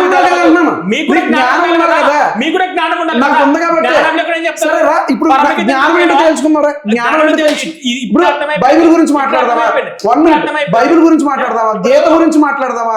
మహాభారతం మాట్లాడదామా? రా, నీ జ్ఞానం ఏంటో చూపండి. ఫస్ట్ ఆఫ్ ఆల్ నువ్వు ఏ సబ్జెక్ట్ మాట్లాడతావు చెప్పు. నువ్వు ఏ సబ్జెక్ట్ మాట్లాడతావు చెప్పు. నువ్వు ఏ సబ్జెక్ట్ మాట్లాడతావు చెప్పు. నువ్వు నీకు ఏ సబ్జెక్ట్ వచ్చు? దీంట్లో గ్రిప్ ఉందని చెప్పు. ఏ సబ్జెక్ట్ మాట్లాడుకుందామా?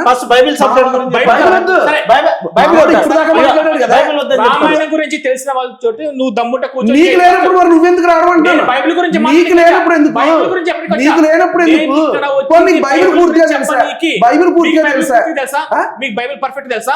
తెలియకుండానే పాస్ అయ్యానుకున్నాను. తెలియకుండా ఎక్స్క్యూషన్ ప్రవీణ్ కుమార్ అయితే రైట్, నువ్వు క్వశ్చన్స్ అయ్యి నేను ఆన్సర్ చెప్తాను. నేను క్వశ్చన్స్ వేస్తాను, నువ్వు ఆన్సర్ చెప్తావు. మార్కెట్ లో దొరికిన 10 పుస్తకాలు చదివేసుకుని, మార్కెట్ లో దొరికిన 10 పుస్తకాలు చదివేసుకుని వాటిని మరలా తర్జుమా చేసి రాసి ఇదే నాకు బైబిల్ జ్ఞానం అని అనుకుంటే, నేను ఇప్పుడు బైబిల్ తెలుసుకుందాం. ఇప్పుడు బైబిల్ తేల్చుకుందాం. రాసింది బైబిల్ బైబిల్ తేల్చుకుందాం. బైబిల్ తేల్చుకుందాం. నీకు బైబిల్ జ్ఞానం ఉందా?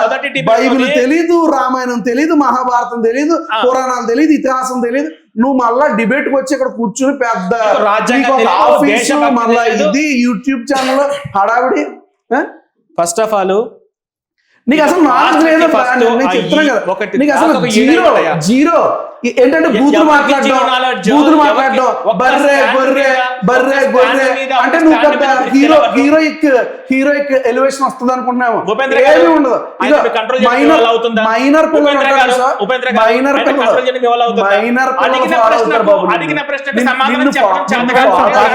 మైనర్ ఇగో ఇంత బొడ్డోళ్ళు ఉంటారు చూసావా, వాళ్ళు మాత్రమే నీ దాంట్లో కామెంట్ పెట్టేవాళ్ళు. అర్థమైందా? సరైన సబ్జెక్ట్ తెలుసుకుని రా, మాట్లాడదాం. బైబిలా, భగవద్గీత, రామాయణమా, ఎనీథింగ్ మాట్లాడు. నేను బైబిల్ గురించే మాట్లాడతాను. నీకు బైబిల్ పూర్తిగా బైబిల్ తెలుసా అని నేను గురించి అడిగాను. మీకు పూర్తిగా తెలుసా? ఆ? మీకు పర్ఫెక్ట్ తెలుసా? నాకు తెలుసా లేదో నువ్వు అడుగు, నేను చెప్తాను. ఇప్పుడు దాకా క్వశ్చన్స్ అడిగావు, ఆ. నువ్వు నన్ను చాలా క్వశ్చన్స్ అడిగావు. అర్థమైపోయింది. నువ్వు నన్ను చాలా అర్థమైపోయింది. ఈ తలక సమాధానం కాదు, అర్థమైపోయింది. సరే. ఆడ పరమగీతంలో ఉన్నది ఒకటంటే ఆ. ఆడ యెహోవా కొండలో వచ్చిండు ప్రేమించి నోట్లో పెట్టుకుందని చెప్పి క్లియర్ గా ఉంటే, ఇదే క్లియర్ గా చెప్పని చేత కదా. ఆడ లంగాలెత్తమని క్లియర్ గా ఉంటే అది అలంకారాన్ని అర్థం చేస్తే లంగాలెత్తని కూడా అలంకారం అయినా అర్థమైపోయింది. ఈ బైబిల్ నువ్వు వక్రీకరించుకున్నాను కదా, నేను ఇందాక చెప్పాను. వక్రీకరించుకో, భాషను వక్రీకరించుకో. ఇక్కడ ఉన్న దాని మీద సమాధానం చెప్పడం చేత కాదు. చూడు ప్రవీణ్, నేను ఒక మాట చెప్పనా, సబ్జెక్ట్ లేదు.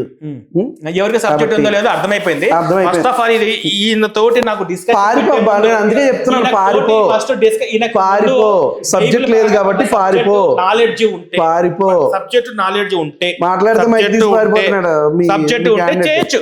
ఈయనకు ముందు సబ్జెక్ట్ లేదు, నాకు మాట్లాడడం ఊరికే సెక్యులరిజం గురించి ఉంది. రాజ్యాంగ ప్రకారం కాదయ్యా, కొంచెం బుద్ధి బుర్రవాడు ఈయన ఇంటికి రాజ్యాంగ ప్రకారం ఆవు తినొద్దని చెప్పారా? రాజ్యాంగ ప్రకారం ఆవు తినొద్దని చెప్పారా? ఎవరు ఆవు తినొద్దని చెప్పారా? ఎక్కడ చెప్పారు? ఎక్కడ చెప్పారు? ఈయన ఇంకా ఏ లోకడ ఉన్నాడు? ఎక్కడ నిద్రపడుతున్నావు? ఎక్కడ చెట్లలో, ఆడ పంట పొలాల్లో, ఈ పైర్లలో పడుకుని దొరలాడుతుంటే మీకేం అర్థమైపోతుంది? చూపించబ్బా. ఇప్పుడు గోమాతను అక్రమంగా తరలించిన, గోవులను తరలించిన వాళ్ళ మీద స్ట్రిక్ట్ గా యాక్షన్స్ ఉంటుంది. ఎందుకు పొద్దున పట్టుకుని సాయంత్రం వదిలేస్తారు, వాళ్ళు సాయంత్రం పట్టుకుంటారు, ఎప్పుడు వదిలేస్తారు. వాళ్ళ మీద సెక్షన్ పరంగా కేసులు ఏముండదు. నువ్వు ఎంతమందిని చూసావు? నువ్వు ఎంతమందిని చూసావు? ఇదే హైదరాబాద్ లో రీసెంట్ గా ఒక లారీని పట్టుకున్నారు, సాయంత్రం పొద్దున వదిలేశారు. పాస్టర్ గారు ఈ లారీని పట్టుకున్నారు, వదిలేసారు. అట్లనే చాలా మంది పాస్టర్లను కూడా పట్టుకున్నారు. మిమ్మల్ని కూడా పట్టుకున్నారు కదా, మిమ్మల్ని కూడా పట్టుకున్నారు కదా. తప్పు చేస్తే ఎవరన్నా మిమ్మల్ని కూడా పట్టుకున్నారు, అందరినీ పట్టుకుంటారు, నిన్ను పట్టుకుంటారు తొందరగా. నిన్ను కూడా పట్టుకున్నారుగా. నన్ను ఎందుకు పట్టుకున్నారు? నిన్ను ఎందుకు పట్టుకున్నారు? నేను అక్రమంగా గోవులను సప్లై చేసిందా? అక్రమంగా గోవులను సప్లై చేస్తే పట్టుకున్నా. అమ్మాయిల పాటు తొంగుంటే రూమ్ లో పెట్టి దొరికినా? నేనేమన్నా అలా దొరికినా? ఫేమస్ పోస్టర్లు ఎంత పూర్వం ఒక నా కొడుకులో బయట పెట్టా, వాడి చేత కాక పట్టుకుని హ్యాపీగా పోతా. ఇప్పటికైనా పోతా. ఈ దేశం కోసం నేను జైలుకి వెళ్తా. ఇలాంటి బేవర్స్ నాకు ఒక్కరిని కూడా వదిలిపెట్టను. వదిలిపెట్టే ఛాన్సే లేదు. జైలుకి వెళ్తా. ఫస్ట్ మీ లాంగ్వేజ్ బాగుండాలి. మీ లాంగ్వేజ్ బాగుంటే మీకు రెస్పెక్ట్ ఇస్తారు. సబ్జెక్ట్ పరంగా మాట్లాడమంటే అసలు సబ్జెక్టే లేదు. ఇంట్లో అన్నం పెడితే వెళ్ళి తింటావంటే వాళ్ళ అవును పెద్దది తింటావా? అదే పట్టుకుంటా. నీకు బుద్ధి పుర్ర సెక్యులరిజం అంటే ఏందని నీకు అర్థం తెలియదు. నీకు చాలా సెక్యులరిజం. ఈయన విచిత్రం అంట. ఈయన ఈ బైబిల్ కరెక్ట్ ఫాలో అవుతాడు, యేసుని కరెక్ట్ ఫాలో అవుతాడు, కానీ ఈయన ఎవరిని ఫాలో అవడు, కానీ సెక్యులరిజం బలవంతం చేయకూడదు. బుద్ధి బుర్ర ఉన్నాడు ఎవడన్నా దీన్ని అంటారా? ఫస్ట్ ఆఫ్ ఆల్ మీకు కామన్ సెన్స్ ఫస్ట్ నేర్చుకోవాలి.